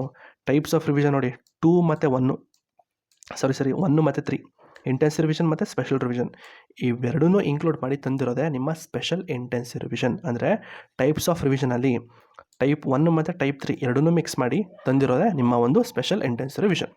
ಇಲ್ಲಿ ನೋಡ್ಬೋದು, ಇಂಟೆನ್ಸಿವ್ ಅಂದರೆ ಫುಲ್ಲಿ ರಿಬಿಲ್ಡು, ಸಮ್ಮರಿ ಅಂದರೆ ಚಿಕ್ಕ ಪುಟ್ಟ ಅಪ್ಡೇಟ್ ಇರ್ತದೆ, ಸ್ಪೆಷಲ್ ಅಂದರೆ ಏನಾದರೂ ಎಮರ್ಜೆನ್ಸಿ ಫಿಕ್ಸ್ಗಳು, ಏನೋ ದೊಡ್ಡದಾಗಿ ಏನಾದರೂ ಎರರ್ ಆಗಿತ್ತು ಅಂತಂದರೆ ಈ ಒಂದು ಸ್ಪೆಷಲ್ಲಾಗಿ ರಿವಿಷನ್ ಮಾಡ್ತಾರೆ. So why is Bihar revision called special intensive? ಯಾಕೆ ಅದನ್ನು ಕರೀತಾರೆ ಅಂತಂದರೆ, ನೋಡಿ ಇಲ್ಲಿ 2 ರಿವಿಷನ್ಗಳನ್ನ ಇನ್ಕ್ಲೂಡ್ ಮಾಡಿದ್ದಾರೆ. ಯಾವುದಪ್ಪ ಅಂತಂದರೆ ಟೈಪ್ 1 ನೋಡಿ ಇಂಟೆನ್ಸಿವ್ ರಿವಿಷನ್, ಮತ್ತು ಟೈಪ್ 3 ಸ್ಪೆಷಲ್ ರಿವಿಷನ್ ಎರಡನ್ನೂ ಕೂಡ ಇನ್ಕ್ಲೂಡ್ ಮಾಡಿದ್ದಾರೆ. ಸೊ ಹಾಗಾಗಿ ಇದಕ್ಕೆ ನಾವು ಸ್ಪೆಷಲ್ ಇಂಟೆನ್ಸಿವ್ ಅಂತ ಕರಿತೀವಿ. ಜೊತೆಗೆ ಹೊಸ ರೂಲ್ನ ಹಾಕಿದ್ದಾರೆ ನೋಡಿ. ಈ ಒಂದು ಟೈಪ್ಸ್ ಆಫ್ ರಿವಿಷನ್ಲಿ ಎಲ್ಲಾದರೂ ಡಾಕ್ಯುಮೆಂಟ್ ಏನಾದರೂ ತೋರಿಸ್ಬೇಕು ಆ ಥರ ಏನಾದರೂ ಇದೆಯಾ?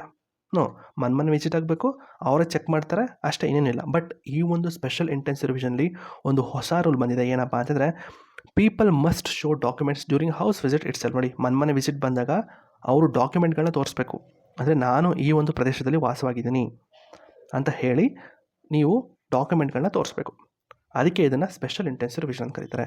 ಗೊತ್ತಲ್ಲಿ ಸ್ಪೆಷಲ್ ಇಂಟೆನ್ಸಿವ್ ರಿವಿಷನ್ಲಿ ಹೊಸ ರೂಲ್ ಇದೆ, ಏನಪ್ಪ ಅಂತಂದರೆ ಡಾಕ್ಯುಮೆಂಟ್ಗಳನ್ನ ನೀವೇ ತೋರಿಸ್ಬೇಕು, ಆಯಿತಾ. So this never happen before in India. ನೋಡಿ, ಇಂಡಿಯಾದಲ್ಲಿ ಈ ಥರ ಒಂದು ಮುಂಚೆ ಆಗಿರಲಿಲ್ಲ. ಸೊ ಮುಂಚೆ ಎಲ್ಲೂ ಕೂಡ ಆಗಿರಲಿಲ್ಲ, ಇದೇ ಫಸ್ಟ್ ಟೈಮ್ ಆಗಿರೋದು. ಹಾಗಾಗಿ ಇದು ಇಂಪಾರ್ಟೆಂಟ್ ಇದು, ಆಯಿತಾ.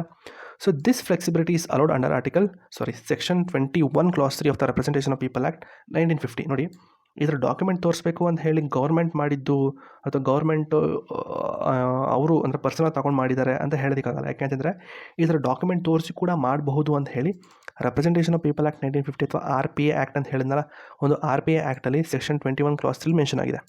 ಸೊ ನೋಡಿ, it gives ECI the power to revise a roll if in any matter it think it fit. ಅಂದರೆ ಎಲೆಕ್ಷನ್ ಕಮಿಷನ್ ಆಫ್ ಇಂಡಿಯಾ ಏನು ಬೇಕಾದರೂ ಮಾಡ್ಬೋದು, ತನ್ನ ಒಂದು ವೋಟರ್ ಲಿಸ್ಟ್ನ ಚೇಂಜ್ ಮಾಡೋದಕ್ಕೆ, ಅಪ್ಡೇಟ್ ಮಾಡೋದಕ್ಕೆ ಅಥವಾ ರಿವೈಸ್ ಮಾಡೋದಕ್ಕೆ ಹೇಗೆ ಅನಿಸುತ್ತೋ ಆಗ ಮಾಡಬಹುದು ಅಂತ ಮೆನ್ಷನ್ ಆಗಿದೆ. ಸೊ ಹಾಗಾಗಿ ಎಲೆಕ್ಷನ್ ಕಮಿಷನ್ ಆಫ್ ಇಂಡಿಯಾ ಈ ಒಂದು ಡಾಕ್ಯುಮೆಂಟ್ಗಳನ್ನ ತೋರಿಸ್ಬೇಕು ಅನ್ನೋ ಒಂದು ಹೊಸ ರೂಲ್ನ ತೊಗೊಂಬಂತು. ಸೊ ಯಾಕೆ ಇದನ್ನು ತೊಗೊಬಂದರು, ವೈ ಈಸ್ ದಿಸ್ ಇಂಪಾರ್ಟೆಂಟ್ ಅಂದರೆ ತುಂಬ ಬಿಹಾರ್ ವೋಟರ್ ಲಿಸ್ಟಲ್ಲಿ ತುಂಬ ಎರರ್ಗಳಿದೆ, ತುಂಬ ವೋಟರ್ ಲಿಸ್ಟ್ಗಳು ಮೈಗ್ರೇಷನ್ ಆಗಿದ್ದಾರೆ, ಆಯಿತಾ. ಈ ಥರ ಒಂದು ರಿವಿಷನ್ ಆಗಿ 22 ವರ್ಷ ಆಗಿದೆ. ಸೊ ಹಾಗಾಗಿ ಒಂದು ತರಬೇಕು ಅನ್ನಿಸ್ತು, ತೊಗೊಂಬರ್ತಾ ಇದ್ದಾರೆ. So history of intensive revision ನೋಡಿ, ಇಂಟೆನ್ಸಿವ್ ರಿವಿಷನ್, ಸ್ಪೆಷಲ್ ಇಂಟೆನ್ಸಿವ್ ಅಲ್ಲ, ಬರೀ ಇಂಟೆನ್ಸಿವ್ ರಿವಿಷನು ಯಾವಾಗೆಲ್ಲ ಮಾಡಿದರು ಅಂತಂದರೆ ನೋಡಿ, ಈ ಒಂದು ಇಯರ್ಗಳಲ್ಲಿ ಮಾಡಿದರು, ಆಯಿತಾ. ಸೊ ಎವ್ರಿ ಟೈಮ್ ಪ್ರತಿ ಬಾರಿ ಒಂದು ರಿವಿಷನ್ ಮಾಡಿದಾಗಲೂ ಕೂಡ ಒಂದಷ್ಟು ಎರರ್ಗಳನ್ನ ಫಿಕ್ಸ್ ಮಾಡ್ತಾಯಿದ್ರು. ಮೈಗ್ರೇಷನ್ ಇಷ್ಟು ಅದು ಇದು ಏನಾಯಿತು ಅಂದರೆ ಅದನ್ನೆಲ್ಲ ಫಿಕ್ಸ್ ಮಾಡ್ಕೋತಾಯಿದ್ರು, ಅಷ್ಟೇನಿಲ್ಲ. So background of SIR in Bihar. So ಹೇಳಬೇಕು ಅಂದರೆ ತುಂಬ ಓಲ್ಡ್, ಅಂದರೆ ವೋಟರ್ ಲಿಸ್ಟು ತುಂಬ ಹಳೇದಾಗಿದೆ, ಔಟ್ಡೇಟೆಡ್ ಆಗಿದೆ ಮತ್ತು ಇನ್ಅಕ್ಯುರೇಟ್ ಆಗಿದೆ. 22 ವರ್ಷ ಅಂದರೆ ಸುಮ್ಮನೆ ಲಾಗರು, ಎಷ್ಟು ಜನ ಸತ್ತಿರ್ತಾರೆ, ಹೌದಾ, ಎಷ್ಟು ಜನ ಶಿಫ್ಟ್ ಆಗಿರ್ತಾರೆ, ಜೊತೆಗೆ ಎಷ್ಟು ಜನದ ಡೂಪ್ಲಿಕೇಟ್ ಹೆಸರು ಇರ್ತದೆ. ಸೊ ಹೌದಾ. So many eligible voter still missing ಅಂತಂದರೆ ತುಂಬ ಜನ ಎಲಿಜಿಬಲ್ ವೋಟರ್ಸ್ ಇದ್ದರೂ ಕೂಡ ಅವ್ರ ಹೆಸರು ಇರೋಲ್ಲ, ಆಯಿತಾ. ಸೊ ಅವ್ರ ಹೆಸರು ಇರಲ್ಲ ಅಂತಂದ್ರೆ ಏನು, ಅವರ ಹೆಸರನ್ನ ಅಪ್ಡೇಟ್ ಮಾಡಬೇಕು. ಬಟ್ ಅಪ್ಡೇಟ್ ಮಾಡಬೇಕು ಅಂತಂದರೆ ಆ ಒಂದು ವೋಟರ್ ಲಿಸ್ಟು ಆ ಒಂದು ಬಿಹಾರಲ್ಲಿ ಆ ಒಂದು ರಿವಿಷನ್ ಆಗಿಲ್ಲ ಅಂತಂದರೆ ಎಲ್ಲಾಗತ್ತೆ. ಸೊ ಹಾಗಾಗಿ many eligible voter list missing ಇರೋ ಕಾರಣಕ್ಕೆ ಈ ಒಂದು SIRನ ತೊಗೊಬಂದರು. ಮತ್ತು ಹೈ ಮೈಗ್ರೇಷನ್ ನೋಡಿ, ಬಿಹಾರ ತುಂಬ ಮೈಗ್ರೇಷನ್ ಹೇಳಿದ್ನಲ್ಲ, ಹೈಯೆಸ್ಟ್ ಮೈಗ್ರೇಷನ್ ಆಗ್ತಾಯಿದೆ. ಸೊ ಹಾಗಾಗಿ ಯಾರು ಫೇಕು ಯಾರು ಜೆನ್ಯೂನು ಅಂತ ಕಂಡುಹಿಡಿಯೋದು ತುಂಬ ಕಷ್ಟ ಆಗಿತ್ತು. ಸೊ ಹಾಗಾಗಿ ತೊಗೊಂಬಂದರು. ಮತ್ತು complaints of large scale error, ಹೇಳಬೇಕು ಅಂದರೆ ತುಂಬ ಎಲಿಜಿಬಲ್ ಇದ್ದರೂ ಕೂಡ ಅವ್ರ ಹೆಸರು ಇಲ್ದಿರೋ ಕಾರಣಕ್ಕೆ ಈ ಒಂದು ಕಂಪ್ಲೇಂಟ್ಸ್ಗಳು ಜಾಸ್ತಿ ಬರ್ತಾಯಿತ್ತು. ನೋಡಿ, many eligible voters names were not in the list, some constituencies had abnormal voters number. ನೋಡಿ, ಅದು ಕೂಡ ಇಂಪಾರ್ಟೆಂಟ್ ಪಾಯಿಂಟ್ ಇದು. ಕೇಳ್ಬೋದು, what are the reason to bring SIR in Bihar ಅಥವಾ SIR ಇನ್ ಅವರ್ ಕಂಟ್ರಿ ಅಂತ ಕೇಳಿದ್ರೆ ಹೇಳಿ. Many eligible voters names were not in the list, some constituencies have abnormal voter numbers.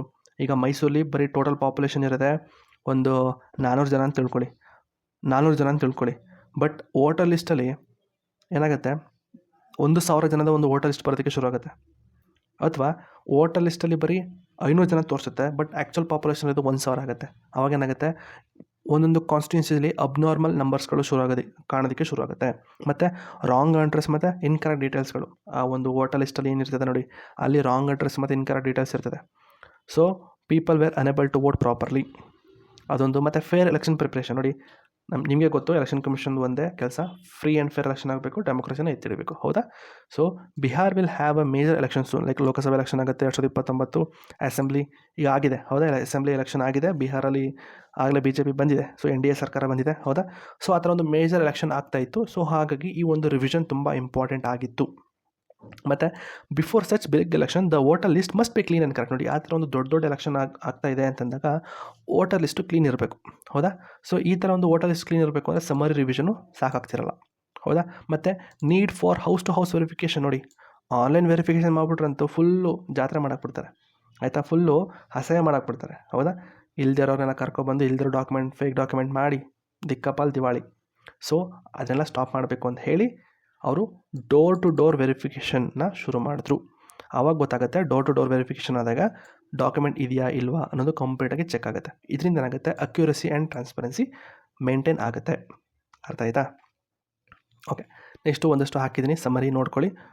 ಯಾಕಪ್ಪ ಇದನ್ನು ತಂದರು ಅಂತಂದರೆ, ಓಲ್ಡರ್ ವೋಟರ್ ಲಿಸ್ಟು 22 ವರ್ಷ ಆಗಿತ್ತು, ತುಂಬ ಔಟ್ಡೇಟೆಡ್ ಇನ್ಫಾರ್ಮೇಷನ್ ಇತ್ತು, ಮೈಗ್ರೇಷನ್ ತುಂಬ ಬಿಹಾರಲ್ಲಿ ಜಾಸ್ತಿ, ಡೂಪ್ಲಿಕೇಟ್ ಮತ್ತು ರಾಂಗ್ ಎಂಟ್ರೀಸ್ ಇದೆ, ಕಂಪ್ಲೇಂಟ್ಗಳು ಬರ್ತಾಯಿತ್ತು ತುಂಬ. ಯಾಕೆ ಅಂತಂದರೆ ಜೆನ್ಯೂನ್ ವೋಟರ್ಸ್ದು ಹೆಸರು ಕೂಡ ಮಿಸ್ ಆಗ್ತಾಯಿತ್ತು, ಮತ್ತು ಅಪ್ಕಮಿಂಗ್ ಡೇಸಲ್ಲಿ ಮೇಜರ್ ಎಲೆಕ್ಷನ್ ಆಗ್ತಾಯಿತ್ತು. ಸೊ ಹಾಗಾಗಿ ಒಂದು ಫ್ರೀ ಆ್ಯಂಡ್ ಫೇರ್ ಎಲೆಕ್ಷನ್ ಆಗಬೇಕು ಅಂತ ಹೇಳಿ ಈ ಒಂದು SIRನ ತೊಗೊಂಬಂದರು. ಈಗ ಒಂದು ಎಕ್ಸಾಂಪಲ್ ಇದೆ ನೋಡೋಣ. ಯಾರೊಬ್ಬ ರವಿಕುಮಾರ್ ಅಂತಿದ್ದಾನೆ. ಅವನು ಗಯಾ ಅಂದರೆ ಒಂದು ಬಿಹಾರಲ್ಲಿರುವಂಥ ಒಂದು ಪ್ರದೇಶ ಗಯಾ ಅಂತ. So his name is correctly listed in Gaya voter list. ಈಗ ಅವನ ಹೆಸರು ಗಯಾ ವೋಟರ್ ಲಿಸ್ಟಲ್ಲಿ ಇದೆ ಆಯಿತಾ. ವೋಟರ್ ರೆಕಾರ್ಡ್ ಎಕ್ಸಾಂಪಲ್, ಅವನ ಹೆಸರು ಕಾನ್ಸ್ಟಿಟ್ಯೂನ್ಸಿ ಗಯಾ, ಹೆಸರು ರವಿಕುಮಾರ್, ಏಜ್ 22 ಮತ್ತು ಎಪಿಕ್ ಐ ಡಿ. ಇದು ಒಂದು ವೋಟರ್ ಐ ಡಿಲಿರುವಂಥ ಒಂದು ಡೀಟೇಲ್ಸು ಹೌದಾ. ಈಗೇನಾಗುತ್ತೆ, ರವಿ ಮೈಗ್ರೇಟ್ ಆಗಿಬಿಡ್ತಾನೆ. ಮ್ಯಾರೇಜ್ ಎಲ್ಲ ಮೈಗ್ರೇಟ್ ಅಂದರೆ ಬೇರೆ ಕಡೆ ಹೋಗಿ ಸೆಟ್ಲ್ ಆಗ್ತಾನೆ. ಯಾವುದಕ್ಕೋ ಜಾಬ್ ಸಿಕ್ತು ಅಥವಾ ಏನೋ ಒಂದು ಕಾರಣಕ್ಕೆ ಅವನು ಮೈಗ್ರೇಟ್ ಆಗ್ತಾನೆ. ಎಲ್ಲಿಗೆ? ಡೆಲ್ಲಿಗೆ. ಅದು 2021ರಲ್ಲಿ. ಅದು ಎಲ್ಲಿ? ಕರೋಲ್ ಬಾಗಲ್ಲಿ ಹೋಗಿ ಸೆಟ್ಲ್ ಆಗ್ತಾನೆ. ಈಗ 2 ಸಿಚುವೇಷನ್ ಇಲ್ಲಿ ಅರೈಸ್ ಆಗುತ್ತೆ. ಏನಪ್ಪ ಅಂತಂದರೆ, ಸಿಚುವೇಷನ್ 1 ಏನಪ್ಪ ಅಂತಂದರೆ, his name is not deleted in Bihar. ನೋಡಿ, ಈಗ ಆ ರವಿಕುಮಾರು ಡೆಲ್ಲಿಗೆ ಹೋಗಿ ಸೆಟ್ಲ್ ಆದಾಗ ಅವನು ಬಿಹಾರಲ್ಲಿ ಅವನು ಹೆಸರನ್ನ ಡಿಲೀಟ್ ಮಾಡಿಸ್ಬೇಕಾಗಿರ್ತದೆ. ಬಟ್ ಅಲ್ಲೇನಾಗುತ್ತೆ, ರವಿ ಹೆಸರು ಬಿಹಾರಲ್ಲೇ ಡಿಲೀಟ್ ಆಗಲ್ಲ. ಮತ್ತೇನಾಗುತ್ತೆ, Ravi applies for voter I D in Delhi. ನೋಡಿ, ಅವನ ಹೆಸರು ಬಿಹಾರಲ್ಲಿ ಡಿಲೀಟ್ ಆಗಲ್ಲ, ಮತ್ತು ಅವನು ಡೆಲ್ಲಿಲಿ ಅವನು ಒಂದು ವೋಟರ್ ಐ ಡಿಗೆ ಅಪ್ಲೈ ಮಾಡ್ತಾನೆ. Because now he leaves there permanently. Since ಅವ್ನು ಬಿಹಾರಲ್ಲಿ ಹುಟ್ಟಿದ್ದು, ಬಟ್ ಅವನು ಡೆಲ್ಲಿಲಿ ಪರ್ಮನೆಂಟಾಗಿ ಸೆಟ್ಲ್ ಆಗ್ತಾರೆ ಕಾರಣ ಅವನು ವೋಟರ್ ಲಿಸ್ಟ್ಗೆ ಅಪ್ಲೈ ಮಾಡ್ತಾನೆ. ಆವಾಗ ಏನಾಗುತ್ತೆ, his name gets add in Delhi voter ರೋಲಲ್ಲಿ, ಅಂದರೆ ವೋಟರ್ ಲಿಸ್ಟಲ್ಲಿ ಅವನ ಹೆಸರು ಆ್ಯಡ್ ಆಗುತ್ತೆ. But his name still exist in Bihar roll. ನೋಡಿ, ಬಿಹಾರ್ ವೋಟರ್ ಲಿಸ್ಟಲ್ಲಿ ಅವನ ಹೆಸರು ಹಾಗೇ ಇದೆ. ಡೆಲ್ಲಿ ವೋಟರ್ ಲಿಸ್ಟ್ ರಿಜಿಸ್ಟರ್ ಆಗಿಬಿಟ್ಟ, ಬಟ್ ಬಿಹಾರಲ್ಲಿ ಅವನ ಹೆಸರು ಇದೆ. ಸೊ ಇವಾಗ ಏನಾಗುತ್ತೆ ಅಂತಂದರೆ, ಬಿಹಾರಲ್ಲಿ ಅವನ ಹೆಸರು ಇದೆಯಾ? ಎಸ್ ಇದೆ. ಡೆಲ್ಲಿಲಿ ಇದೆಯಾ? ಡೆಲ್ಲಿಲೂ ಕೂಡ ಅವನ ಹೆಸರು ಇದೆ. So Ravi become duplicate voter in 2 different constituency. ನೋಡಿ, ಅವನ ಹೆಸರು ಡೆಲ್ಲಿಲೂ ಇದೆ, ಅವನ ಹೆಸರು ಬಿಹಾರಲ್ಲೂ ಇದೆ. ಅವಾಗೇನಾಗುತ್ತೆ, ಡೂಪ್ಲಿಕೇಟ್ ವೋಟರ್ಸ್ ಅಂತ ಒಂದು ಎರರು ಶುರು ಆಗುತ್ತೆ. ಸೊ ಯಾಕಿದು ಪ್ರಾಬ್ಲಮು ಅಂತಂದರೆ, legally a person can have only 1 voter record where they live, but ನಾವು Ravi has 2 valid identities in 2 state. ಹೌದಾ, ಒಬ್ಬ ಪರ್ಸನ್ಗೆ ಒಂದೇ ಒಂದು ವೋಟರ್ ರೆಕಾರ್ಡ್ ಇರಬೇಕು, ಅದು ಅವ್ನು ಎಲ್ಲಿ ಇರ್ತಾನೆ ಅನ್ನೋದ್ರ ಮೇಲೆ ಡಿಪೆಂಡ್ ಆಗುತ್ತೆ. ಅಕಸ್ಮಾತ್ ಈಗ ನಾನು ಮೈಸೂರಿದ್ದೀನಿ ಅಂದರೆ ನಾನು ಮೈಸೂರಲ್ಲೇ ವೋಟ್ ಮಾಡಬೇಕು, ಅಥವಾ ನಾನು ಅಸ್ಸಾಮಲ್ಲಿದ್ದೀನಿ ಅಂದರೆ ಅಸ್ಸಾಮಲ್ಲೇ ವೋಟ್ ಮಾಡಬೇಕು, ಅದು ನಾನು ಯಾವುದೋ ಬೇರೆ ಪ್ರದೇಶದಲ್ಲಿತ್ತು ಅಂತಂದರೆ ಅಲ್ಲೇ ವೋಟ್ ಮಾಡಬೇಕು. ಹೌದಾ. ಸೊ ಬಟ್ ಇಲ್ಲೇನಾಗುತ್ತೆ, ಸಿನ್ಸ್ ಅವನು ಡೆಲ್ಲಿ ಸೆಟ್ಲ್ ಆಗಿರೋ ಕಾರಣ ಅವನು ಡೆಲ್ಲಿಲಿ ವೋಟ್ ಮಾಡ್ಬೋದು. ಹೌದಾ. Someone else or illegally may vote in Bihar using his old entry. ನೋಡಿ, ಇಲ್ಲೇನಾಗುತ್ತೆ ಅಂತಂದರೆ, ಸಮ್ವನ್ ಎಲ್ಸ್ ಯಾರೋ ಇನ್ನೊಬ್ಬ, ಸಿನ್ಸ್ ಅವನ ಹೆಸರು ಬಿಹಾರ್ ವೋಟರ್ ಲಿಸ್ಟ್ ಇರೋ ಕಾರಣ ಅವನ ಹೆಸರನ್ನ ಇಟ್ಕೊಂಡು ಇನ್ಯಾರೋ ಬಂದು ವೋಟ್ ಹಾಕಬಹುದು. ಸೊ ಇದರಿಂದ ಏನಾಗುತ್ತೆ, ಒಂದು ಬೋಗಸ್ ವೋಟಿಂಗು ಶುರು ಆಗುತ್ತೆ, ಇನ್ಕ್ರೀಸ್ ಆಗುತ್ತೆ. ಆಯಿತಾ. ಇನ್ನೊಂದು ಸಿಚುವೇಶನ್ ಏನಪ್ಪ ಅಂತಂದರೆ, Ravi never update is voter I D. ನೋಡಿ, ಅವನು ವೋಟರ್ ಐ ಡಿನೇ ಅಪ್ಡೇಟ್ ಮಾಡಿಲ್ಲ ಅಂತ ಹೇಳ್ಕೊಳ್ಳಿ. Since Ravi original lived in Bihar, his name is correctly present in Gaya voter list, later he move permanently to Delhi. Okay. But ಇಲ್ಲೇನಾಗುತ್ತೆ, ಅವನು ಡೆಲ್ಲಿಲೂ ಕೂಡ ರಿಜಿಸ್ಟರ್ ಆಗಲ್ಲ, ಮತ್ತು ಅವನ ಹೆಸರನ್ನ ಬಿಹಾರಲ್ಲೂ ಕೂಡ ಅವನು ಡಿಲೀಟ್ ಮಾಡಿಸಲ್ಲ. ಅಂದರೆ ಅವನೇನು ಡೆಲ್ಲಿಲಿ ಹೋಗಿ ಸೆಟ್ಲ್ ಆಗ್ತಾನೆ. ನೋಡಿ, ಸೆಟ್ಲ್ ಆದಾಗ ಏನಾಗುತ್ತೆ, ಅವನ ಹೆಸರನ್ನ ಡೆಲ್ಲಿಲಿ ಅವನು ಮಾಡಿಸೋದೇ ಇಲ್ಲ, ಡೆಲ್ಲಿಲಿ ಅವನು ರಿಜಿಸ್ಟರ್ ಮಾಡಿಸಲ್ಲ, ಮತ್ತು ಬಿಹಾರಲ್ಲಿ ಅವನು ಎಂಟ್ರಿನ ಡಿಲೀಟು ಮಾಡಿಸಲ್ಲ. ಅವಾಗೇನಾಗುತ್ತೆ, but he continues using Bihar voter I D. ನೋಡಿ, ಅವನು ಬಿಹಾರ್ ವೋಟರ್ ಐ ಡಿನೇ ಇಟ್ಕೊಂಡು ಅವನು ಯೂಸ್ ಮಾಡೋದಕ್ಕೆ ಶುರು ಮಾಡ್ತಾನೆ. ಬಟ್ ಆದರೆ he is not living in Bihar anymore. At election time someone may use his card from Bihar or travel to Bihar only to vote. So illegal if he doesn't reside there. ನೋಡಿ, ಇದೊಂದು ಚೆನ್ನಾಗಿದೆ, ಇದೊಂದು ಸ್ವಲ್ಪ confuse ಆಗುತ್ತೆ, ನೀಟಾಗಿ ಕೇಳಿಸ್ಕೊಳ್ಳಿ. ಈಗ ರವಿಕುಮಾರ್ ಏನು ಮಾಡ್ದ ಅಂತಂದರೆ, ಸೆಕೆಂಡ್ ಸಿಚುವೇಷನ್ ಹೇಳ್ತಾ ಇರೋದು, ಮೊದಲನೇ ಸಿಚುವೇಷನ್ ಅರ್ಥ ಆಗಿದೆ ಅನ್ಕೋತೀನಿ, ಸೆಕೆಂಡ್ ಸಿಚುವೇಷನ್ ಸ್ವಲ್ಪ ಕನ್ಫ್ಯೂಸ್ ಆಗುತ್ತೆ. ರವಿ ಏನು ಮಾಡಿದ್ದಾನೆ ಅಂತಂದರೆ, ಅವನು ಬಿಹಾರಿಂದ ಡೆಲ್ಲಿಗೆ ಹೋಗಿ ಸೆಟ್ಲ್ ಆದ. ಓಕೆನಾ. ಓಕೆ. ಬಟ್ ಡೆಲ್ಲಿ ಏನು ಮಾಡ್ತಾನೆ ಅಂತ ಅವ್ನಿಗೇನೋ ಮರ್ತೋಗ್ಬಿಟ್ಟು ಏನೋ ಮಾಡಿ ಅವನು ಡೆಲ್ಲಿಲಿ ಅವನು ರಿಜಿಸ್ಟ್ರೇ ಮಾಡಿಸ್ಲಿಲ್ಲ ಅಂತ ತಿಳ್ಕೊಳ್ಳಿ. ರಿಜಿಸ್ಟರ್ ಮಾಡಿಸ್ಲಿಲ್ಲ, ಅವ್ನಿಗೇನು ಅನ್ನಿಸ್ತೋ ಗೊತ್ತಿಲ್ಲ, ರಿಜಿಸ್ಟರ್ ಮಾಡಿಸ್ಲಿಲ್ಲ. ಎಲೆಕ್ಷನ್ ಟೈಮ್ ಬರುತ್ತೆ, ಅವಾಗೇನು ಮಾಡ್ತಾನೆ ರವಿ, ಬಸ್ ಹತ್ಕೊಂಡು ಬಿಹಾರ ಬರೋದಕ್ಕೆ ಶುರು ಮಾಡ್ತಾನೆ. ಎಲ್ಲಿಂದ? ಅವನು ಪರ್ಮನೆಂಟಾಗಿ ಸೆಟ್ಲ್ ಆಗಿರೋದು ಎಲ್ಲಿ? ಡೆಲ್ಲಿಲಿ. ಹುಟ್ಟಿದ್ದು ಬಿಹಾರಲ್ಲಿ, ಅವನ ಹೆಸರು ಬಿಹಾರಲ್ಲಿ ಇದೆ, ಬಟ್ ಸೆಟ್ಲ್ ಆಗಿರೋದಲ್ಲಿ ಡೆಲ್ಲಿಲಿ. ತುಂಬ ವರ್ಷದಿಂದ ಅಲ್ಲೇ ಇದ್ದಾನೆ. ಎಲೆಕ್ಷನ್ ಬಂತು, ಎಲೆಕ್ಷನ್ ಟೈಮ್ಗೆ ಬಸ್ ಹತ್ಕೊಂಡು ವಾಪಸ್ಸು ಬಿಹಾರ್ಗೆ ಬಂದ. ಸೊ ಅವನು ಡೆಲ್ಲಿಯಿಂದ ಬಿಹಾರ್ ಬಂದು ವೋಟ್ ಮಾಡ್ಬೋದಾ ಹೇಳಿ? ನಿಮಗೆ ಕೇಳ್ತಾ ಇರೋದು. ಅವನು ಆ ರೀತಿ ಅಂದರೆ ಅವನು ಈಗಾಗಲೇ ಡೆಲ್ಲಿಲಿ ಪರ್ಮನೆಂಟಾಗಿ ಸೆಟ್ಲ್ ಆಗಿದ್ದಾನೆ, ಆಯಿತಾ. ಸೊ ಡೆಲ್ಲಿಲಿ ಪರ್ಮನೆಂಟಾಗಿ ಸೆಟ್ಲ್ ಆಗಿಬಿಟ್ಟು ನನ್ನ ವೋಟರ್ ಲಿಸ್ಟು ಅಥವಾ ನನ್ನ ವೋಟರು ಹೆಸರು ಬಿಹಾರಲ್ಲಿದೆ ಅಂತ ಹೇಳಿ ಡೆಲ್ಲಿಯಿಂದ ಅವನು ಬಿಹಾರ ಬಂದು ವೋಟ್ ಹಾಕ್ಬಹುದಾ? ನಿಮಗೆ ಕೇಳ್ತಾ ಇರೋದು. ನೋ, ತಪ್ಪು. That is illegal. ಆ ರೀತಿ ಮಾಡಬಾರ್ದು. ಅವನು ಎಲ್ಲಿರ್ತಾನೋ ಅಲ್ಲೇ ವೋಟ್ ಹಾಕಬೇಕು. ಸೊ ಅದೇ ಎಲೆಕ್ಷನ್ ಕಮಿಷನ್ ಹೇಳೋದಿಲ್ಲಿ ಏನಪ್ಪ ಅಂತಂದರೆ, ಮುಚ್ಕೊಂಡು ನೀನು ಎಲ್ಲಿರ್ತೀಯೋ ಅಲ್ಲೇ ವೋಟ್ ಹಾಕಪ್ಪ ಸಾಕು. ಅದೇ ಹೇಳಿರೋದು. Election commission of India rules is a voter must be enrolled only where they actually reside. ಅಂದರೆ ನೀನು ಎಲ್ಲಿ ವಾಸ ಮಾಡ್ತಾ ಇದೆಯೋ ನೀನು ಅಲ್ಲೇ ಹೋಗಿ ವೋಟ್ ಹಾಕಬೇಕು. ಈಗ ನಾನು ಮೈಸೂರಲ್ಲಿ ವಾಸ ಮಾಡ್ತಾಯಿದ್ದೀನಿ, ನಾನು ಬೆಂಗಳೂರಲ್ಲಿ ಹುಟ್ಟಿದ್ದು ಅಂತ ತಿಳ್ಕೊಳ್ಳಿ, ನಾನು ವಾಪಸ್ ಬೆಂಗಳೂರಿಗೆ ಹೋಗಿ ಓಟ್ ಹಾಕೋಕ್ಕಾಗತ್ತಾ? ನೋ. ಯಾಕೆಂದರೆ ನನಗೆ ಮೈಸೂರಲ್ಲಿ ಬದುಕ್ತಾ ಇರೋದು ಎಲ್ಲ ಇರೋದು ನಾನು ಮೈಸೂರಲ್ಲಿ, ನಾನು ಓಟ್ ಹಾಕಬೇಕಾಗಿರೋದು ಕೂಡ ನಾನು ಮೈಸೂರಲ್ಲೇ, ನಾನು ಬೆಂಗಳೂರಿಗೆ ಹೋಗ್ಬಿಟ್ಟು ನಾನು ಓಟ್ ಹಾಕೋದಕ್ಕೆ ಆಗೋದಿಲ್ಲ. ಸೊ ಅದೇ ಎಲೆಕ್ಷನ್ ಕಮಿಷನ್ ರೂಲ್ ಹೇಳೋದು, a voter must be enrolled only where they actually reside. Here the voter list incorrectly assume Ravi is still living in Gaya, so this make Bihar roll inaccurate ಮತ್ತು ಇನ್ಫ್ಲೇಟೆಡ್. ಸೊ ಅಕಸ್ಮಾತ್ ಏನಾದರೂ ರವಿ ಡೆಲ್ಲಿಯಿಂದ ಬಿಹಾರ್ ಬಂದು vote ಹಾಕ್ತಾ ಇದ್ದಾನೆ ಅಂತಂದರೆ ಅದು illegal ಆಗುತ್ತೆ ಮತ್ತು ಇನ್ಅಕ್ಯುರೇಟ್ ಮತ್ತು ಇನ್ಫ್ಲೇಟೆಡ್ ಆಗುತ್ತೆ. ನೋಡಿ, even if Ravi return to Bihar to vote and cast his vote genuinely, the entry is still wrong because he's no longer a resident there. ನೋಡಿ, ಅದೇ ತುಂಬ ಇಂಪಾರ್ಟೆಂಟು, ರೆಸಿಡೆಂಟ್. ಆಯಿತಾ? ಸೊ ಅಕಸ್ಮಾತ್ ಏನೋ ರವಿ ವಾಪಸ್ಸು ಬಿಹಾರ್ಗೆ ಹೋಗಿ ಓಟ್ ಹಾಕಿದ್ರು ಕೂಡ ನೀವು ಅನ್ಕೋತೀರ ತಪ್ಪೇನಿದೆ ಸರ್, ಅಲ್ಲಿ ತಪ್ಪೇನಿದೆ, ಅವನು ಹುಟ್ಟಿದ್ದು ಬೆಳೆದು ಬಿಹಾರಲ್ಲಿ, ಬಿಡಿ ಓಟ್ ಹಾಕಲಿ. ಸೊ ಅದು ತಪ್ಪಾಗುತ್ತೆ. ನೋಡಿ, ಈಗ ನಾನು ಬೆಳೆದಿದ್ದು ಎಕ್ಸಾಂಪಲ್, ನಾನು ಬೆಳೆದಿದ್ದು ಎಲ್ಲ ಓಕೆ, ನಾನು ಮೈಸೂರಲ್ಲಿ, ಹೌದಾ, ನಾನೇನು ಮಾಡಿದೆ, ಬೆಂಗಳೂರಿಗೆ ಹೋಗಿ ಸೆಟ್ಲ್ ಆಗ್ಬಿಟ್ಟೆ. ಸೊ ಈಗ ಬೆಂಗಳೂರಲ್ಲಿ ಹೋಗಿ ಸೆಟ್ಲ್ ಆದೆ, ನಾನು ಬೆಂಗಳೂರು ಎಮ್ ಎಲ್ ಎಗಳು ಯೂಸ್ ಮಾಡಿಕೊಂಡು ನಾನೇನೋ ಕೆಲಸ ಮಾಡ್ತಾಯಿದ್ದೀನಿ, ಅಥವಾ ಬೆಂಗಳೂರು ಎಮ್ ಎಲ್ ಎಗಳು ಏನೋ ನಮ್ಮ ಒಂದು ಕಾನ್ಸ್ಟಿಟ್ಯೂನ್ಸಿಗೆ ಏನೋ ಒಂದು ವರ್ಕ್ ಮಾಡಿದ್ರು ಅಂತ ತಿಳ್ಕೊಳ್ಳಿ.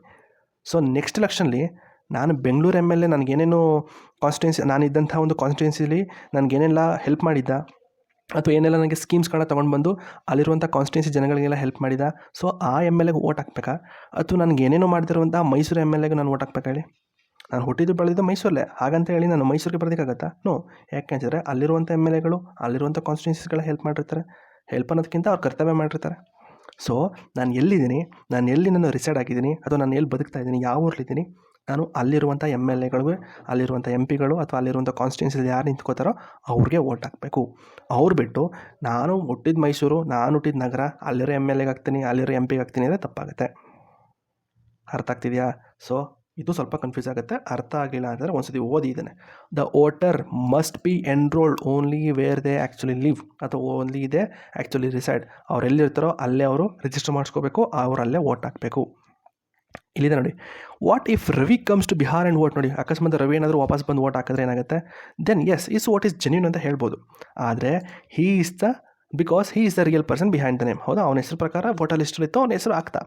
But in this case it is not a ghost vote. You are absolutely right. Okay, ನೀವು ಹೇಳ್ತಾರೆ ಕರೆಕ್ಟು. ಬಟ್ ಪ್ರಾಬ್ಲಮ್ ಏನಾಗುತ್ತೆ, ಪ್ರಾಬ್ಲಮ್ಮು ರವಿದಲ್ಲ. ಆಯಿತಾ? ನೋಡಿ, ನೀವು ಹೇಳ್ತಾ ಇದ್ದೀರಾ ಸರ್ ಅಲ್ಲಿ ಏನಿದೆ ಸರ್ ತಪ್ಪು, ಅವ್ನು ಓಟ್ ಹಾಕ್ತಾ ಇದ್ದಾನೆ, ಅವನು ಡೆಲ್ಲಿಲಿ ಇರ್ಬೋದು, ಬಟ್ ಸ್ಟಿಲ್ ಅವ್ನು ಬಿಹಾರ್ ಬಂದು ಓಟ್ ಹಾಕ್ತಾ ಇದ್ದಾನಲ್ಲ, ಅದಕ್ಕೆ ನಾವು ಗೋಸ್ಟ್ ವೋಟ್ ಅಂತ ಕನ್ಸಿಡರ್ ಮಾಡ್ಬೋದಾ ಅಂತ ಕೇಳಿ ಅದನ್ನು ನಾವು ಕನ್ಸಿಡರ್ ಮಾಡೋಕ್ಕಾಗಲ್ಲ. ನೀವು ಹೇಳಿರೋದು ಕರೆಕ್ಟ್. ಆದರೆ ಪ್ರಾಬ್ಲಮ್ ಎಲ್ಲಾಗುತ್ತೆ ಅಂತಂದರೆ, problem is not whether Ravi votes. The problem is that voter list shows Ravi is a resident of Bihar even though in reality he does not live there anymore. ನೋಡಿ, voter ಲಿಸ್ಟಲ್ಲಿ ಏನು ಹೇಳುತ್ತಪ್ಪ, ರವಿ ಬಿಹಾರ್ ಅವನೇ ಅಂತ ಹೇಳುತ್ತೆ, but ಅವ್ನಿರೋದು actually ಎಲ್ಲಿ, ಡೆಲ್ಲಿ ಇರೋದು. ಅಂದರೆ ಅವ್ನು ಡೆಲ್ಲಿಲಿ ಇದ್ದಾನೆ ಅಂತಂದರೆ ಅವ್ನು ಡೆಲ್ಲಿಲಿ ಓಟ್ ಹಾಕ್ಬೇಕು ತಾನೆ. ಸೊ ಅದೇ ಇಲ್ಲಿ ಹೇಳ್ತಾ ಇರೋದು, ಇನ್ ಎಲೆಕ್ಟೋರಲ್ ರೂಲ್ಸ್ ಪ್ರಕಾರ you must be registered only where you actually reside. So even Ravi vote himself his entry is wrong, outdated information, ಅಥವಾ ಅದೊಂದು ರಿಸ್ಕ್ ಆಗುತ್ತೆ ಅಷ್ಟು, ಏನಿಲ್ಲ.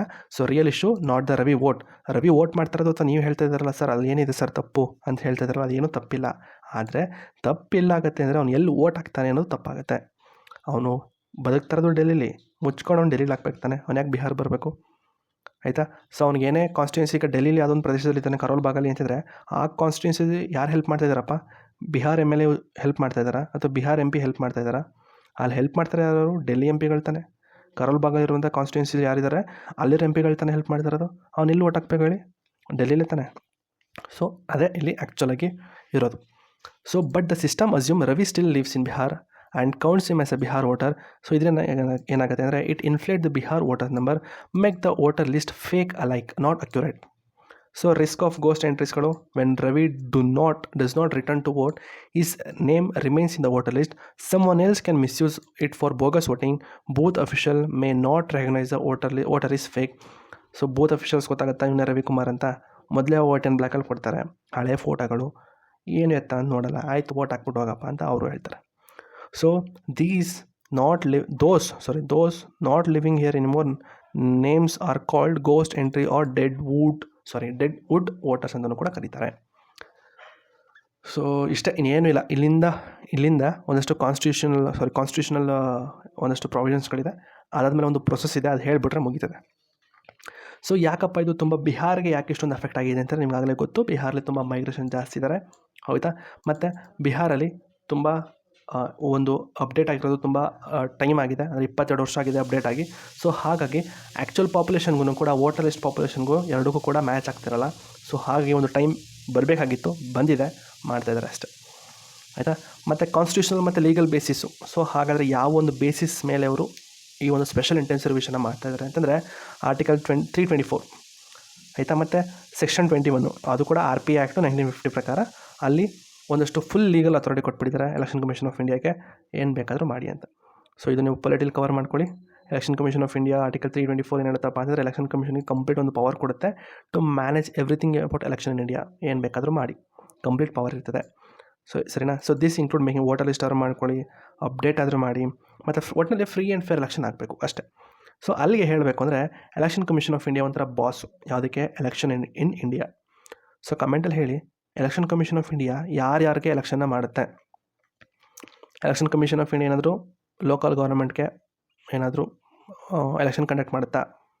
ನಿಮಗೆ ಒಂದು ಕ್ವಶನ್ ಕೇಳ್ತಾ ಇರೋದು, ಕಮೆಂಟಲ್ಲಿ ಹೇಳಬೇಕು.